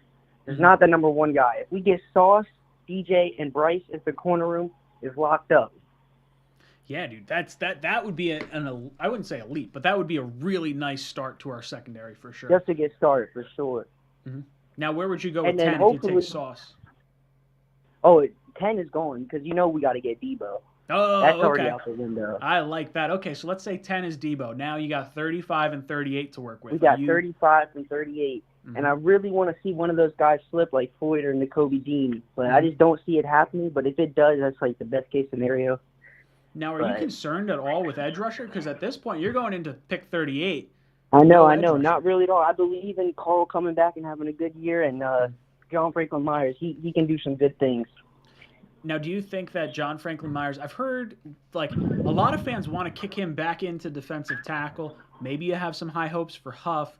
What would you do at 38 then if you're not looking at the edge rusher? I mean, honestly, with one of those 2 second rounds, I would take an edge rusher. Just matters who's there. Maybe Karlaftis falls. I see that happening. I'm not sure yet, but really probably someone on the edge and then another secondary guy with those 2 second rounders. Hopefully Daxton Hill's there. I can see Daxton Hill falling. I for like sure. Daxton Hill, Lewis Seen, and what's the other one? I'm missing one there. Daxton There's Hill. a couple. Oh, This Brisker. draft class is Brisker. fat. There's the other one. I really like Brisker. Brisker's the one I think I like the most. Then I would say Hill. Then I would say Seen. And I'd be pumped with that. If you could walk away in some capacity with Deebo Samuel, Sauce Gardner, and a top end safety at the top of the second round, and maybe it's an edge rusher or something like that, like a Boye Mafe. Yeah, nobody top of the line, but there's still some solid guys back there. Yeah, the Jets need to Especially get with Vinny 4 Curry back, starters. the defensive tackle should be good, honestly. Yeah, well, that's just it. I like Franklin Myers on the edge. I do love getting Vinny Curry back. That was a sneaky pickup that I didn't see coming. I thought for sure he was. Yeah, for I sure. thought his He injury was was a gone. career ender. I thought it was like a blood disorder. Yeah, or I thought something he would have like that. retired for sure. Was Good to see him shocked. back. Absolutely shocked. If he comes back and he's the player that we hoped he was last year, and you have Carl Loss coming back, maybe edge isn't the top 10 pick we thought they're it was. overrated. I'm telling you. Yeah. I really want Sauce. Like Sauce that's the dude. He's gonna be the next Ramsey. I'm telling you. Dude, I really, really like Sauce. And I understand if we go edge at 4, but dude, it's like, that's Yeah, the for player I sure. want. I It's gonna really be a flip want of the it. coin. Yeah, Sauce is Brother, the thank steal you of the draft, so much for the 100%. call. You've been ejected from the cockpit. Boys and girls, you got 3 minutes on the clock. After 3 minutes, That's it. You're out of you here. get the chicken. How many people we got in this chat right now? We got close to 400 people in this chat. We only got 168 likes. Hit that like button if you're excited for the draft. Hit that like button if you enjoy the content. Helps other people maybe follow the channel. Call from Malik. Malik, what's up, brother? Welcome to the cockpit. What's up with it, man? I Hey, am hanging in hey, there. what I Let's see. man, what I think, Mhm. what I think we should do, man. I don't know, man. I like KT, man. The thing is with KT, because we need speed on our defensive line, man. I want speed. You know what I'm saying? Sure. That's why I'm KT is just his character. I don't think our locker room can take it, man. He's talented, man. I don't get it twisted. He's talented. I just don't think our locker room can handle it. You know, so I think we should get Sauce. You know, at 4. Yeah, Jermaine dude, Johnson. yeah, dude, that's the combo of picks I really like, and I understand the talent of KT because I'm right there with you. I think he's a talented dude, but it's just one of those things that you're building your culture such a way, and 4 is such a statement pick. To go with KT, if there are any issues with his mindset or anything like that, I just think it's a bad mix for sure. Now, if you go Sauce at 4 and you go Johnson at 10, what are you thinking for 35 and 38? This is what I'm gonna say. I feel like Joe Douglas knows whether or not he wants to take KT or not. You know, and I think that he might want to take KT, and he might want to surround him around veterans. He might be waiting to pick up a Tyrann Mathieu. Who knows? Because that's the only way we could take KT is if we have veteran players around him. So I think that we should take Sauce at 4. At 10, I think we should take Jermaine. I think we should try to trade. If we can't get N'Kobe, if N'Kobe thing doesn't fall, I think we should trade off for him. I really do. I think we should trade off for him. I would take N'Kobe Dean, and maybe we could take a wide receiver. I don't know, bro. I'm just not high on the receivers in this class, man. I think we can get a bridge receiver. I really do. I think we should double up a linebacker. You know, I think we should double up with somebody like Dean and Chanel. That would be good for us. I haven't heard that. So I'll be honest, I don't love doubling up at linebacker. The only position I would be okay doubling up at, I think, is edge rusher, just because we don't know what's going to happen with Lawson. But if you can get a N'Kobe Dean, like, he's my top linebacker. I really, really like Dean. We shouldn't double up at edge. I'm gonna tell you why. Because we got to save improvement for Carl Lawson. We got to save some improvement for him. Because if we double up at Carl Lawson, you know, he's not going to be the vocal point on our defense, and we want him to grow. We want to save room for our defensive line to grow. So Well, I think that. I think you're right. I think the signing of Vinny Curry, we have Huff, we've got John Franklin Myers. I think there's enough edge rushers now where you could go with a top end edge and not double dip, like you're saying. And before time runs out, I want to say something. Hey, I think Jameson Williams is going to go to Atlanta, and I think Garrett Wilson is going to fall to us, and I would take him. You would take him. You would take Wilson at 10? Is that what you're saying? I would. I would. I would take Wilson at 10. He gives me Odell Beckham Jr. vibes. I do think that's his comp. I really do. He contorts his body in air the way Odell does. He's fast out of his breaks like Odell was. Like, I do like him. I don't know. God, receiver's just such a weird spot for me. Like, I like a lot of the guys in this draft where I don't want to take one at 10. If they think they're going to take one at 10, I'd rather trade that 10 pick for Deebo because I like that he's a proven guy. He knows our offense. Who cares about the money? Apparently, the salary cap is just not a thing. I care about, and we should not be trying to pick. For one, we shouldn't be. We're going to give up a draft pick and pay him $30 million. How are we going to find other players to make this a Super Bowl contender? If that's what everybody's saying that we see. I thought there's no part of me that understands the cap anymore because I thought for sure I had a really good understanding of the salary cap, like more than a lot of other people. And teams just find money out of nowhere, and the Jets don't have anyone. So if you're telling me you can't find money, you're doing it wrong. But brother, thank you so much for the call. I love your thought process. It makes a ton of sense. Sauce and Jermaine is where I want to go, brother. You've been ejected from the cockpit. All right, we're going to get back to the calls in just a second. Got a few super chats popping up here. Pappy says, Facebook Jets are toxic. Like I said, we should move from 4 to 1 to get Hutchinson. Oh, man, I really don't like that. They told me you're worst for try to trade up. What does that mean? I'm not sure what that means. Facebook Jets are toxic. Like I said, we should move from 4 to 1. Look, I would not trade up from 4. I think there is no value in that. There is no way I view Hutchinson as so much better than any of the other edge rushers that I'm willing to give up like an additional first. Like, I'm sorry, that's just not in the cards for me. Even if it was just like a top end second to move into the number 1 overall pick. Like, there's just not one good player that I think is so clearly above everyone else that I would do that. They told me you're worst, the worst for try to trade up. Yeah, look, I'm sorry, I don't want to trade up. That's where I'm at, brother. I appreciate the input, but I'm not there. I don't I don't want the trade up. I like our picks. I love the trade down situations. And I do like trading back into the first. I'm okay with that. I think there's a lot of value there. Who we got? Call from Zach from Jersey.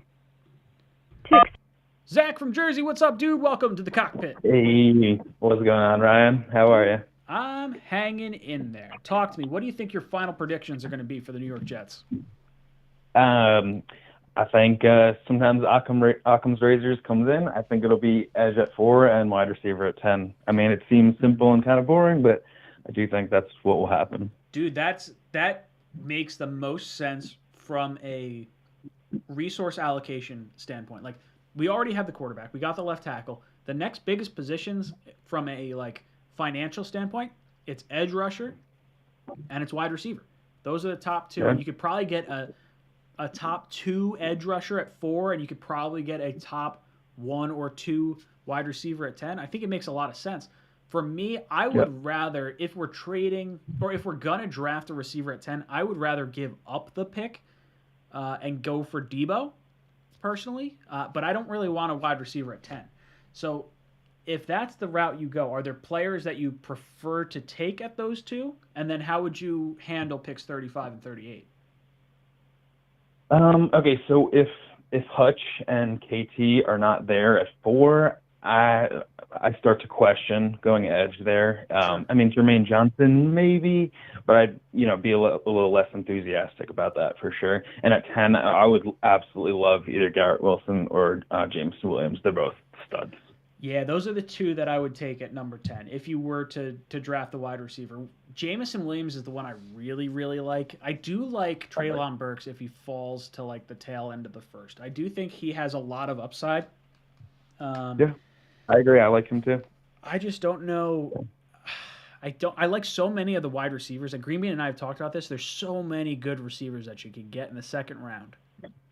That does it make more sense to get other players to surround the rest of your team and then take your wide receiver a little later? What would you do at 35 and 38 if you go edge and receiver with the first 2 picks? Okay, I am all over. Have you watched Breece Hall's highlight tape yet? Dude, he's so good. Dude. I really like it. Dude, I God. like James Cook, so I like him in the 3rd more than Breece in the 2nd, but I like Breece a lot. If we took him in the 2nd, I would be so pumped. It would be amazing. That's the best thing you could do for a young quarterback. I mean, offensive line's solid. We're most likely going to have a solid wide receiver core. Tight ends are good. Get this kid a stud running back. We got the draft capital to do it. This is the luxury that you have when you have 4 picks in the top 40. Get him the best running back in the draft, and the guy, I'm telling you, that guy is going to take over games. It would be incredible. I love what he did at Iowa. Now, what would you do at 38 then? It's just a value pick. Someone's going to fall. There's going to be someone who's really good there, and we have the luxury of just kind of sitting around. We have so many good picks. Just take whoever is good. So I would probably doesn't really matter exactly. I would probably maybe flip flop that. I would say whoever's best at 35 because I don't see the Giants or Texans necessarily taking a running back at 36 or 37. So I think Breece would probably still be there at 38. Is there a position you hope for maybe with that pick? Maybe not a specific player. I mean, if Linderbaum falls, I'm all over that. But I do think that we can get a good linebacker with one of those 2 picks in the 2nd round. I mean, I would prefer that. But if there's any other position, like a guy that was supposed to go in the teens or the 20s who falls, just grab him. Imagine if we could come out of this draft with 4 first-round talents. I think it's a realistic possibility. I think there's 3 or 4 quarterbacks that are going to go, and you're just going to see guys drop into the 2nd round. Matt and I have talked about it. There's 45 guys that are considered first-round talents. So you're going to get 2 first-round picks that are on 4-year contracts at 35 and 38. But, brother, thank you so much for the call. You've been ejected from the cockpit. What's up, Green Bean? I see you in the chat. Can't wait to talk to you tomorrow. Call from John Rosen from Rockland. Hey, what's good, brother? Welcome to the cockpit. Hey, Ryan, long time no speak. I am very happy to see all the success your channel has had. And I think the last time we spoke, we were talking about Marcus May and the franchise tag. Ooh, wow. So how do you like I'm gonna take the timer off for just a second because a little reminisce. How do you like what happened with the Marcus May situation overall? Well, it couldn't have worked out better. I was sad to see he was involved with the DUI situation because he was such a great player and a great leader. And I would have liked to see him in a Jets uniform again this year. He's an upgrade over the current guys, but I think it played out well for Joe Douglas' team there. Yeah, I completely agree.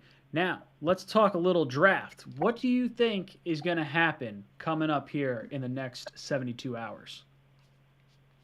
I have to tell you, I think Joe Douglas will do the right thing. He'll take a defensive upgrade at number 4 and a receiver at number 10, but I don't think he's finished with the fireworks. I think he'll come back up in the first round like he did for AVP last year, and I think we're going to come out with a special trophy, which would be my favorite, Tyler Linderbaum, as a man who wears a Nick Mangold jersey to about every game. Dude, I would say Jet fans' favorite prospect across the board from like the start of football season to now. Jet fans have loved the center position. They love Mawai, they love Mangold, and Linderbaum is like the fantasy for New York Jet fans right now. And I don't think anyone is advocating taking him in the top 10, but dude, falling to the second round or back end of the first, I wouldn't hate it. I really wouldn't hate it. I like him a lot. And to me, I don't think the Jets like McGovern. I think there's enough smoke around them looking for Jensen, Bozeman, interviewing Linderbaum, testing out Zion Johnson at center. I think there's a lot of smoke there, and I think they're definitely looking to move on from him. Oh, man, that would be cool. Well, I hope so, because that would leave us with our best offensive line since the championship teams. And I honestly, it might even be better assuming that Becton, pans out the way he's supposed to. But, the unfortunate thing about our 4th overall pick is I really do think, the offensive tackles are the best players available there. But just for the Jets, it's just not right to take one of those tackles at this point. So, I think that's what they'll do. They'll take a swing on a pass rusher. I hope the receiver's Jamison Williams. I really do, because he's the deep threat. He's the Tyreek Hill. And as far as Deebo goes, they got Eli Moore and they have Berrios. So, it's sort of what Deebo is good at. They're not Deebo. They'll never be Deebo. But you know what? Maybe take the guy that's the best scheme fit and, replace Corey Davis with a true number 1 and let's roll into this season and weather out the storm with the Bills and the Dolphins blowing their load, and then hope we can make a real run in 2023 at a real championship, because I can't take it anymore. Dude, and that's it's, the great hope. I want to. And best of luck in the future. Dude, I love it. Thank you so much. I really want to see the Jets come away with some competent football at the tail end of the season. Like, I don't care what the record winds up being, but I want to see in the hunt, into December. Like, I really do. I want to see some competitive football. And Deebo, to me, I wouldn't hate Deebo at all. Hold on. I'm going to get to a super chat here, and then we'll go back to the phone calls. Look, for me, if we're going receiver at 10, I really like Jamison Williams, but I think I would prefer trading 10 for Deebo over taking a receiver, just because of how fast the transition is going to be. Like, knowing the playbook, you're going to instantly know what you have in Zach Wilson. I think there's a good shot the Jets trade down from 4. Then with one of those picks they pick up, whether it be 16, 19, 20, something like that, trading that for Deebo, and then maybe pick 38 or something along those lines. And that might be a little more enticing than giving up a top 10 pick for him. But I don't know, dude. It's fascinating. Pappy drops in, says, are the 49ers willing to give up on Deebo? I don't think they're willing to give up on Deebo. We heard John Lynch say, I can't even imagine trading Deebo Samuel. And look, if you're a GM, that's what you should say for all the players, regardless of if you want to trade them or not. Look, Jamal Adams, he's going to be a lifetime Jet. We're not trading Jamal. Well, we traded him. Odell Beckham, we're not trading Odell. 2 weeks later, Odell's gone. Just because they're saying they can't imagine giving up on Deebo Samuel or trading Deebo Samuel doesn't mean they are not going to trade him. I'd be surprised if he played for them next year. I really would. All right, boys and girls. Call-in numbers on the screen. Call from Mark. Mark, what's up, dude? Welcome to the cockpit. Wow, that was surprising. That took a lot of calls. I'm so sorry, dude. Talk to me, brother. What's on your mind? That's the last one. Everyone's trying to get in. Great to know. We got one more call-in. This last one before the draft. We're going to do one more call-in show after the draft, and then I take my hiatus for the summer. Talk to me. Thank you. I think the perfect draft is Kayvon Thibodeau at 4. Okay.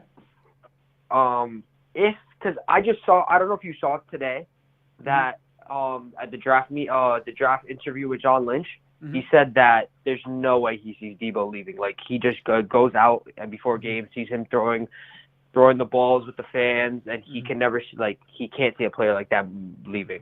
So I don't know. Take it as it is. It might be smokescreen, but I don't know. I think it's definitely him wanting to keep the value high because Deebo has said he doesn't want to play there. I don't know if you saw the video of Deebo in the nightclub, but they were holding up a sign, like a billboard sign that said like Deebo staying in San Francisco or Deebo staying a 49er, and they zoomed in on, like, someone was zooming in on Deebo, and Deebo was like doing the cutthroat, like, not happening. So I really don't think he wants to be there. And then it's just a matter of, do the 49ers just say, hey, tough cookies, like, you're just going to stay? I don't know. But what do you want to see happen if you wind up getting KT at 4, what do you want to do at 10? Is it receiver? No, I don't want to take receiver at 10, unless it's Jameson Williams, which that's like the only Jameson Williams and Deebo are the only ones at 10. But if Sauce is there, I don't care about Jameson Williams. Anybody, Sauce, I'm sprinting. Dude, if we wound up coming away with KT at 4 and Sauce at 10, that would be so wild. Like, I have a really hard time thinking that Sauce is going to get past the Giants at 7 because I think they want the top end corner. Like, you look at the way Wink Martindale has built that Ravens defense. They use top corners. You look at the way Daboll came from Buffalo, and they have White, and they have like that stacked secondary. Like, I just find it hard to believe he gets past them. So I think if you want Sauce, I think it's got to be at 4, which is like tough because I do think edge is the more critical position for sure. Yeah. And then at 35, I think it has to be, it depends because it has to be one of the, like if Nakobe Dean or Linderbaum falls, then you have to take them. If not, then you go receiver because that's if Sauce. If there's a receiver at 10, then you take best player available at 35, which Brisker or whoever falls like that. And at 38, you flip flop. So like, let's say you don't take safety at 35. I think Brisker or Daxton Hill. Oh, that would be great. I really like safety at the top of the second round. I love Hill. I love Brisker. I like Scene. I like Petrie. Like any one of those guys or a linebacker in some capacity. Big fan. Brother, thank you so much for the call. You have been ejected from the cockpit. Boys and girls, you got 3 minutes on the clock. We only have 26 minutes of this call-in show. Last call-in show before the NFL draft. Let's get your voices heard. Call from Thomas. Hey, what's good, brother? Welcome to the cockpit. Talk to me. What do you want to see happen for the top picks for the New York Jets? I think at 4 we have to go Sauce. I think he's the best corner available, one of the best plays available, and I think if we want that Robert Saleh defense, we need to have a good corner. Mm-hmm. Now, what do you want to see happen at 10 then? Jermaine Johnson. I think if we don't draft an edge at 4, I can guarantee we're going to get him at 10 if he's available, which he's going to be. Mm-hmm. And then for 35 and 38? If Linderbaum, I love Linderbaum as a player. I think he has the potential to be a top 5 player in this class. I'm not saying he's going to be, but... Mm-hmm. Well, it's tough, right? Because the position is so... You don't see center go very high. Like the highest center I've seen go, I think, is Humphrey, and I want to say he went somewhere around 17 or 20. Yeah. So like tail end of the first, beginning of the second. I think it's tough to see. Like, I think if the Bengals are still sitting there at 31, I really think center might be their pick, and I think that's where Linderbaum goes. And then if the Jets want Zion Johnson, if he hadn't gone in the first round, then I think they might pull the trigger on him at 35. Yeah. Is there another player at say 38 that you're hoping, or at least a position maybe? Wide receiver or safety, I want. Now, do you want to trade for Deebo, or are you like totally off the Deebo train? You'd rather go with the draft? I don't know. I feel like the thing with Deebo is that I don't know if they're going to trade him. We may have to give up more than a 10 pick. I think some teams really, really want him. Everybody really, really wants him, and it could go much higher. And I would be willing to trade it. Yeah, it's going to be fascinating. Like, I would give up, if we're going to draft a receiver at 10, if that's what the Jets are thinking, I would rather give up 10 for Deebo. And that might be what we wind up seeing come draft time. Like, if the Jets get their edge rusher at 4, then maybe they're okay trading 10 for Deebo. If they don't get their edge rusher at 4, and they say, hey, we're getting Sauce or we're trading down, then maybe they're getting their edge rusher at 10, and then you wind up trading one of 16, 19, or 20, or whatever that trade down wound up being for Deebo. So I think it's kind of like a, here's what we have going on based on, you know, the picks we have available and where we wind up falling after players get to us. Yeah. I love it, brother. Thank you so much for the call-in. You have been ejected from the cockpit. I love it. Who we got? Call from Jason. Jason, what's up, brother? Welcome to the cockpit. Hey, Ryan, how are we doing this evening? I am not doing too bad. I'm hanging in there. I'm doing well. I'm almost done with my second sour monkey, and it's knocking me for a loop right now. So I apologize if I start slurring my words. I bet talking about the Jets this much as you do does that to you. But I want to propose an idea for you, and just hear me out. You can hate me for it. Nope. Let's hear it. People I love listening it. may hate me. I love it. Just hear me out. Okay. How would you feel? Mm-hmm. We trade 10 for Deebo. Okay. And we trade back 4 with the Saints. I love that. So that's actually, I was just kind of like inferring that depending on how the top 3 picks go, I think it might be one of those situations where you say Sauce is the pick at 4 if you can't get the trade down, or if you can get the trade down that you want. I think that's the move they make. And I don't know if it's necessarily trading 10 for Deebo. It might be drafting your edge at 10 and then trading 16 or 19 or 20 or one of those picks for Deebo in conjunction with another pick. But what would you do with those? Maybe 69 or something. Yep. Exactly. So what would you do with those other picks you wind up getting in a trade down situation? Okay, so in my opinion, if we trade, like I said, we trade 10 for Deebo, just kind of making it a little bit more basic. Sure. I'd say with 16, we should go edge rusher. Okay. If Jermaine Johnson's available, then take him 100%. If Trayvon Walker falls that low, I don't think he will. But, if he does take him, Karlaftis, I think edge is definitely the position we can all agree on that we need the most out of the draft. Absolutely. And then 19, I would either say Linderbaum or Nakobe Dean. If you want to go Devin Lloyd, great. I trust Douglas, Joey D, and Salah to see which linebacker they have on their big board. Yeah, but, either or. I would say Linderbaum, you are speaking my language. Like that is kind of where I'm looking. Like I really like making the pick at 4 if you can get an elite player, but I do think moving down and getting the extra draft picks, like for me, I would prefer the Steelers trade because you wind up getting someone like a Claypool that might solve your wide receiver need, but then you also get a 2023 first in the event you really got to like make some moves in that draft. So I like that. Now, where would you go at, say, 35 and 38 if we wind up holding on to those picks? 35? I mean, I think we should go I can't remember his first name, but the safety, Brisker. Oh, yeah, Jaquan Brisker. I really like him out of Penn State.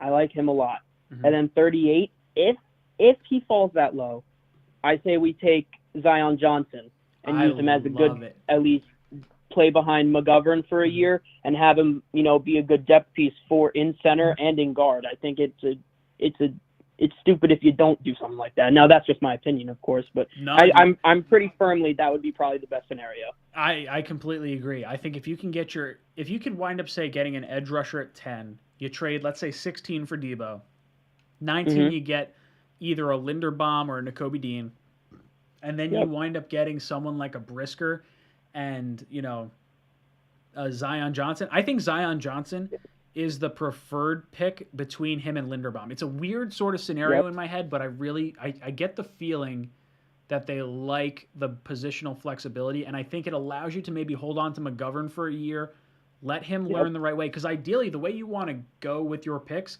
you don't want to get to the point where you're like, hey, this draft pick, regardless whether it's first pick or second round pick or whatever, you would like to have them sit for a season to learn the game and then come in hitting the ground running.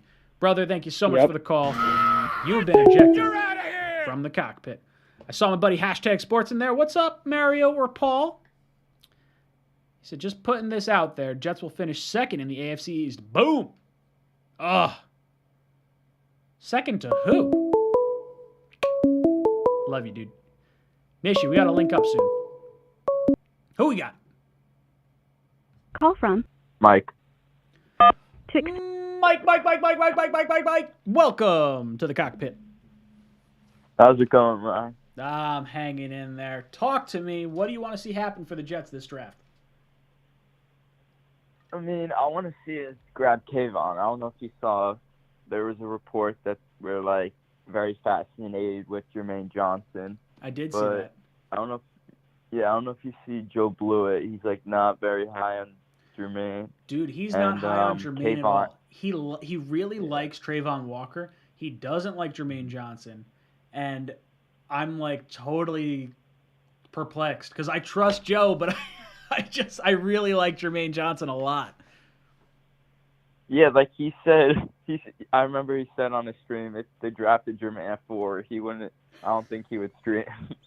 He'd be so mad. If we draft Jermaine Johnson at 4, he will be popping into the live stream during the draft. There's no way he's going to be able to contain himself. He told me he's coming on either Friday or Saturday, but I think he'll call in and he'll be like, "What the hell? It doesn't make any sense." Yeah. So what do you want to see if we go KT at 4? What do you want to see happen at 10? I mean, in an ideal world, I would trade for Deebo, but most likely I would take Jameson Williams. His speed is another level. I really like Jameson Williams a lot. Before he got injured, I had Joe Blewett on the stream that Williams got injured because we were watching it, together kind of. And watching him go down with that injury just crushed me because I thought for sure he was the best wide receiver in this class. I still think he is the best wide receiver in this class. So yeah, taking him at 10, I have no problem. Now at 35 and 38, well, hold on. Before I get to that, would you trade 10 for Deebo if you could, or would you prefer Jameson Williams? I would trade 10 for Deebo. You hope Jameson could become as good as Deebo. Okay. So at 35 and 38, what positions are you looking for and what players you have in mind? I'm looking at safety. I think we need another starter, so probably Brisker. Mm-hmm. And then I'm looking at linebacker probably. Maybe I heard Nakobe Dean. They're not expecting him to go in the first round, which is so surprising to me. I would take him. Shocked. Dude, after I don't know if it was the championship game or if it was just before that, I was on Richie's stream. Dude, I love Nakobe Dean. I really do. If he's there in the second, I'm taking him. No questions asked. Yeah. I have a practice on draft night. I think I have to miss that. Your stream is the priority. I love it, dude. Yeah. You'll be able to come back and just see what's going on. Got to keep it on the, I would call out. I'd be like, "Oh, sorry, I'm sick. I can't go to practice." Yeah. There's no way. My one buddy that works with me at the golf course, he's just like, "Hey, I'm supposed to be closing that day. There's another guy closing with me. Any chance I could get out for the draft?" I was like, "Dude, I screwed up. I know you're a Jet fan. Your boy's got to hook you up. You got to be able to see the draft." But, dude, thank you so much for the call, and I appreciate it, as always. You've been ejected from the cockpit. Boys and girls, we got 15 minutes left You got 3 minutes on the clock. After 3 minutes, That's it. You're out of here. you got 3 minutes to plead your case. Who we got? Call from Scott. What's up, Scott? Welcome to the Cockpit. What's going on, man? Dude, I am hanging in there. Talk to me. What are your Perfect. final predictions Perfect. for the New York Jets? All right, man.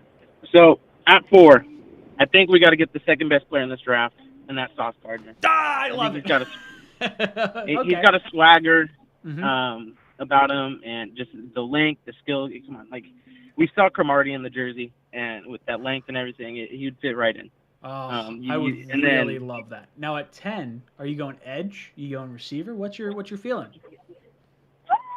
Honestly, besides Thibodeau and Hutchinson, I'm not in love with any of these edge rushers. At 10, I understand the importance of the position, but I think at 10, if he's available, I know it's not liked, but I would go Kyle Hamilton.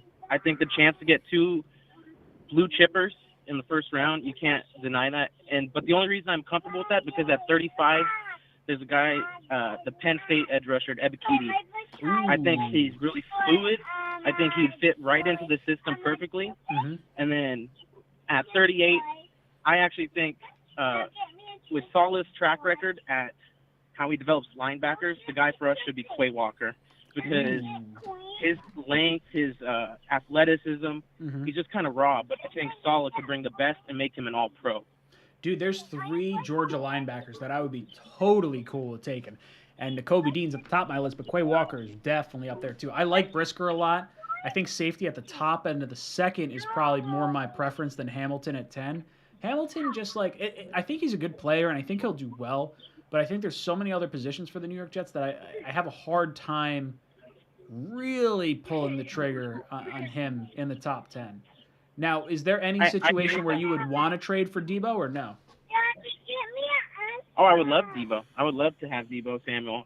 He'd fit right into the system, and he run the same thing here. And if you give Zach just another weapon, because if Zach doesn't work, then what are we doing? So give him every chance. I would give up 10 for sure, maybe 111 as well. But brother, I love you. The kid's screaming in the background. Take care of your baby, brother. It means so much to me. You've been ejected from the cockpit. All right, Mario, I know you've been calling. I see you. I'm going to give you a call right now. You better pick up. Hello, you've reached 940-6670. Hold on. What Please the leave heck? your name and number. Hold on. Let's try that again. Where's my boy Mario? Come on, dude. Trying to call you. Oh, who am I calling? Oh, good. We're calling someone. Hello, you've reached 9. No! I'm going to keep trying. No, nope, that's not it. Sorry. I'm trying to get Mario. We'll get him. Oh, there we go. Phone call's going through. There he is. Oh, Mario, what's up, brother? How you doing? How are we doing, my loyal Jets fan, Rhino chat? How you guys doing tonight? Dude, it's a long time no talk. I got to get you on the channel. We'll talk a little post-draft stuff afterwards. But how you doing, brother? How you been? Just chilling with all the passengers in the cockpit tonight. I had a couple minutes. I was doing some grades. As you know, I'm a teacher first and foremost before I'm a Bills fan. So I had to I know, guys, don't get mad in the chat. He is talking to a Bills fan. It's all right. Don't worry about it. Dude, Mario and I met each other up in Buffalo, and legitimately, such a great guy. Him and Paul over on #sports. If you guys want to follow a division rival and keep a little insight into what's going on over there, these guys are absolutely awesome. I really, really love what they're doing over there, and they're just good dudes. So, Mario, what do you think the Jets should do at the top of this draft, and what are the Bills looking at doing? The Bills are, as we know, they're at 25. But the thing that's really going on in Buffalo right now is the Ed Oliver, Tremaine Edmonds debacle that's going on. Because are you going to put a 5th-year tender on Edmonds? Are you going to franchise tag him? Are you going to sign him long term? That Von Miller contract really ate into both of their contracts, along with the Stephon Diggs extension. Sure. So as far as Buffalo goes, that's how it goes. Which brings me, that's the segue I wanted to make over to the Jets. You guys have 4 premium picks that are great to be traded for talent right now. So here's what you can do. You can either keep all of those picks, stay exactly where you are, get some high talent and then get all of those guys and develop them. I love your head coach over there. I love what the Jets are doing. I'm actually a little bit jealous what they're doing. But that being said, everything that's going on. Or because here's what's going to happen. Let's say you hit on 4 picks and he's able to develop them the way they are. Sure. In 4 years, what are you going to do? Yeah, you can't keep them all. That's a good problem, though. We're running into that. Like, I get it, but that's a good problem to have. Now, I'm with you. I do think we should trade for proven talent. Like, for me, Deebo Samuel, if you can trade just the 10 pick for him, if you were going to use that on a receiver anyway, it's a home run. Pay the money. Who gives a shit? You still have 4. You still have 35, 38. I think there's a realistic shot the Jets are trading down from 4 and going to trade one of those picks for Deebo and still have a bunch of picks anyway. Well, you got 2 things working in your favor. The fact that they have that relationship already, the Jets and the Niners, because of Saleh. You already have that relationship. He would be going outside of your conference, which is another bonus. A lot of guys don't want to trade inside their conference, especially their division. So you do have that relationship. I would say I think the Jets, my prediction is they're going to keep 3 out of those 4. I think they probably are going to keep 4 and 10, and they're going to get rid of one of the second rounders, because by that point the draft will have shaped itself out. They're going to be like, listen, because we have to remember, and the chat needs to know this, and all the passengers in the cockpit, you guys got to know this. There's only 15 to 18 guys that these teams rate in the first round as first round talent. So if you don't rate a guy in the first round and he's not there and he's not there going to be your needs, maybe the 10th pick is the one that they get rid of, because they're like, okay, we got what we needed at 4. We didn't expect this guy to be there, but now this other guy's there. Hold on a second, So I could see them trading 10 out, or more than likely I could see them trading one of the second rounders back to try to get more assets for the following year. I could see them doing that for the next year. So what Green Bay and I have kind of talked about is I love the idea of going, if it's edge rusher at 4, I completely understand. I would love to go Sauce at 4. I love the cornerback. I think he's absolutely incredible. Dude, I think he's really good. If you get him at 4, you get your edge rusher at 10, like a Jermaine Johnson or Karlaftis, someone like that, and then you wind up going at pick 35 and 38 and trying to figure out what you're going to do there. And that's the interesting piece to this whole puzzle. Like, I would rather, if we don't want to trade for Deebo and we're looking at drafting a receiver, if it's not Jameson Williams at 10, I would rather trade back into the first, give up, say, a second and a third, and move up to like 25, 26, 27, 28, somewhere in that realm, somewhere before the Chiefs and the Packers pick. And I think you wind up getting at least 2 wide receivers better than the 35th pick. And I think you also kind of eliminate the chance of someone leapfrogging you to like 32, 33, 34, because they know you're going to take a receiver. Like, the Jets have been all in on a receiver this year as far as trades go, with Tyreek Hill, with Amari Cooper, with Calvin Ridley. So I think moving up for a receiver, whether it be Christian Watson, George Pickens, Jahan Dotson, like, there's a lot of good receivers I really like in this draft. Now, does the fact that Saleh came from the San Francisco 49ers, that they always loaded up on first-round talent all the time, he currently is starting 2 fifth-round picks at corner. What would you do if they decided to go Sauce at 4 and Booth at 10? Ooh, what? No way. They just got Not both happen. of them. No way that happens. I'm just putting it out there. I know it's crazy. No, you're wrong. You are crazy. It's not happening. Because, look, Jet fans are already, like, fired up. Like, I've got a bunch of people that are like, yo, Sauce is the best player in the draft, or a top 2 player. Like, let's get him at 4. Like, I can convince some people of that. But 2 corners? Dude, there's, like, we play the zone system. Like, as much as I think corners a need for this team, we signed DJ Reed from Seattle. So, like, I do think the corners are locked down if you get Sauce and you move Bryce Hall to the 3rd corner. You got Michael Carter in the slot. Okay. I think they're locked in there. Now, there's an outside shot of maybe, like, Sauce and Hamilton, and I really don't like that, because I don't think you should touch safety in the top of the first round.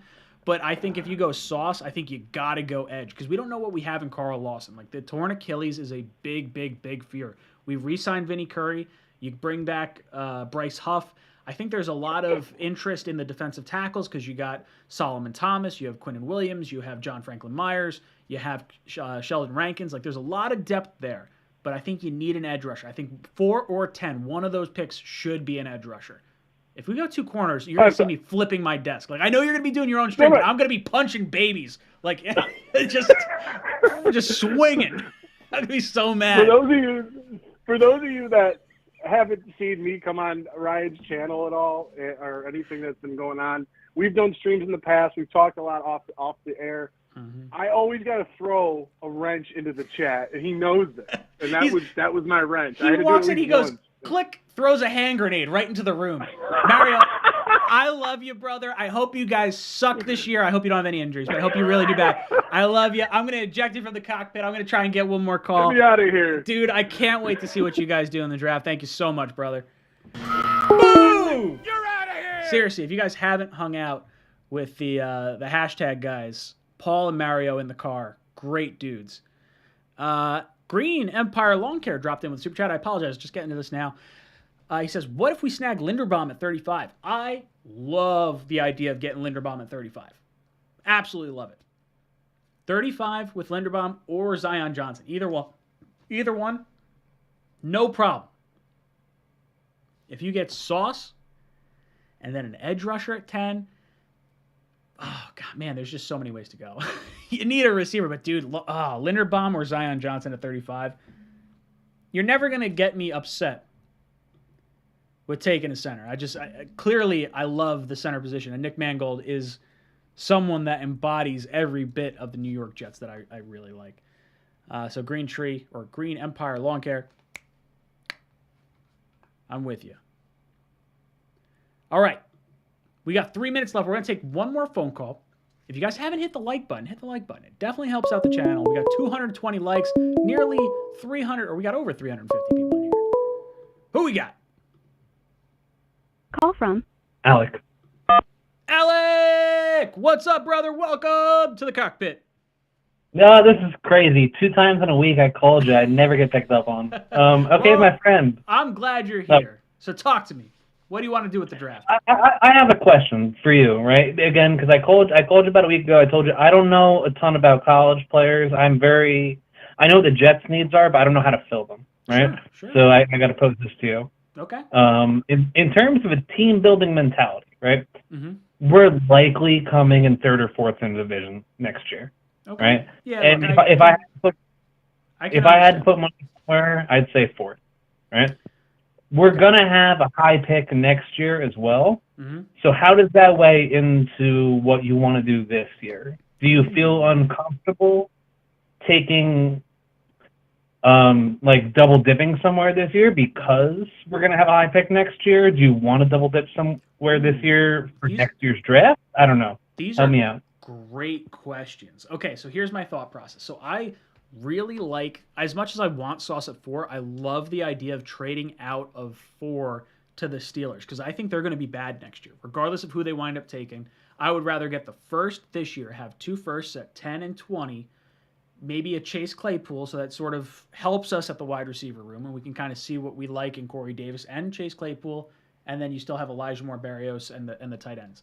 So I really like. So are you a big Chase Claypool fan? I feel like I've heard you say a ton the last week. I've said it a lot. My preference is trading down with a team that allows us to get a receiver. So if you trade down with the Saints, I do expect one of those 2 first-round picks at 16 or 19 to be a wide receiver.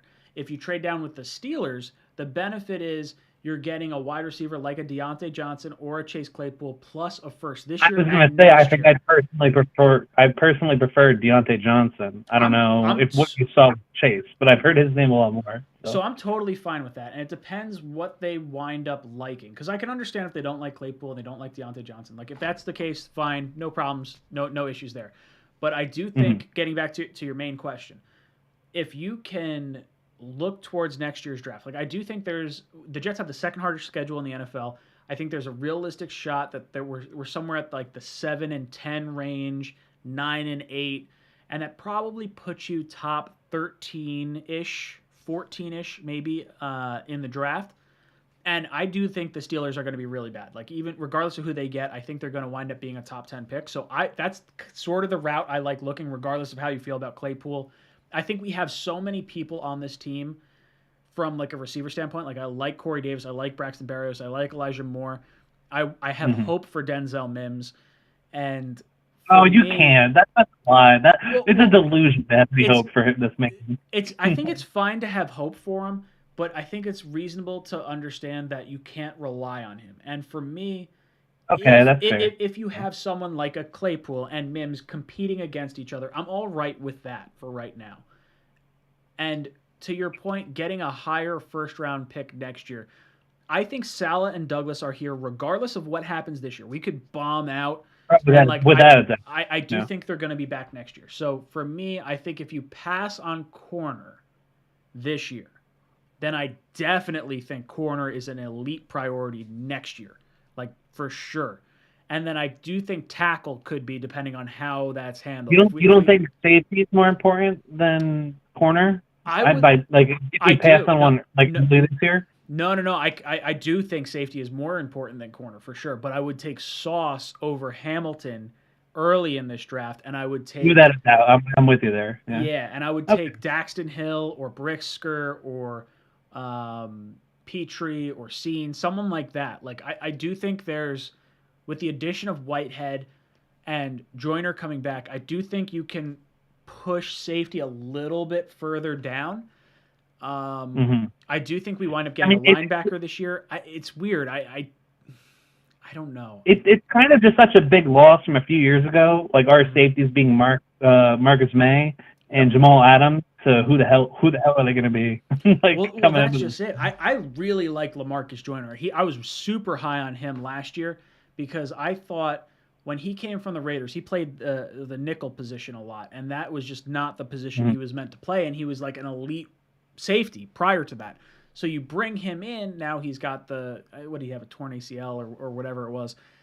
You bring him in this year. I'm not expecting a crazy year, but I'm expecting upgraded safety production based on what we had last year. And then you bring in Whitehead. So those two guys, in conjunction with Davis and in conjunction with a second-round pick, I think those four could create a good safety tandem. And I think by the end of this year, you'll have an idea of, do you want to bring back Joyner, or are you okay with one of Davis or the rookie that you bring in the second round? As far as needs for next year, I think next year there is a realistic possibility we're taking another edge rusher, because I do think we're getting an edge rusher in one of 4 or 10. And if Lawson just bombs out, like let's say the healing doesn't go the way we had planned and he just does not perform the way we want, edge rusher could absolutely be one of our needs at the top of the draft next year too. So it's. Can I throw one last question at you before you kick me out of the cockpit? Absolutely. So if we drafted KT at 4, right? Sure. And then I forget his first name. Is it because we had the goddamn corner a few years ago? Tremaine Johnson. Yeah. Jermaine Johnson. What's it called? If we went both of those edges with our first 2 picks, how upset would you be if we double dipped in the top 10 on those guys? I don't hate it. So it's not where I would prefer to go, but I do think 4 and 10, it allows us a little flexibility for a luxury. So if we like receiver in the second round, like I do think edge and receiver are our top 2 needs. So depending on how we want to handle receiver, like let's say 35, 38, get traded for Deebo, and you solve that need. Then if you want to double dip at edge rusher because you want to rotate guys through, I'm fine with that. But I do think the re-signing of Vinny Curry, you have Huff coming back. I do think a top edge rusher is coming in, and I think you have Carl Lawson. I don't know if I see the double dip at edge at this point, but I wouldn't hate it. I'll say it that way. I want to find a way to get Sauce. I want to find a way to get an edge rusher at 10. And then I love the idea of getting a receiver, whether it be trading for Deebo or, moving up a little bit to get a guy in the first round. Brother, thank you so much for the call. You've been ejected from the cockpit. You're out of here! All right, boys and girls. Oh, man, someone just dropped a dislike. Little do you know, I can see exactly who it is, and it is interesting. It's someone who's been I shouldn't say on the channel, but someone who I've seen in the chat quite a few times. All right, boys and girls, it's been a lot of fun. I really enjoyed this. You guys, we have our Talking Jets panel tomorrow. We're going to be having a lot of fun tomorrow, getting up to all your questions. We have our live stream of the draft all 3 days, Thursday, Friday, Saturday, we got a bunch of guests coming on. We got Sabo, Blewett, Sack Exchange. We got NYJ Today. We got Jake Asman, Richie from Jets Media, Ali. I'm probably missing some other guys in there. Luke, Boy Green from Heavy.com. Dude, we got a bunch of guys. Bunch of dudes coming on. Really, really looking forward to it. I am so excited for the NFL draft. I literally lose my cool like every year. And you're going to see our honest reactions, good, bad, or different. And each one of us, we're going to have our little our list of players that we hope to pick at each pick just before the selection happens. So you'll be able to see what winds up happening and what our reactions are based on what we feel is going to happen. But boys, it's been a lot of fun. We're going to have one more call-in show after the draft so I can get all your thoughts. It's been a lot of fun. Thank you so much for tuning in. This is Jets Talk signing off. JETS! Where are you going to be on draft day? Let's go! I don't think people realize just how many people are coming on over these 3 days. It's nice to know that our general manager actually has a plan. I'm ready. Sorry. Jets have 4 picks in the top 40. This just might be the most important draft in New York Jets history. I can't believe this is our 3rd year doing this. I know, it's like the guest list that we have is anybody and everybody. This is going to be the biggest one of them all. So it gets bigger every single year. It's awesome. I love it. I can't wait for it. That's awesome.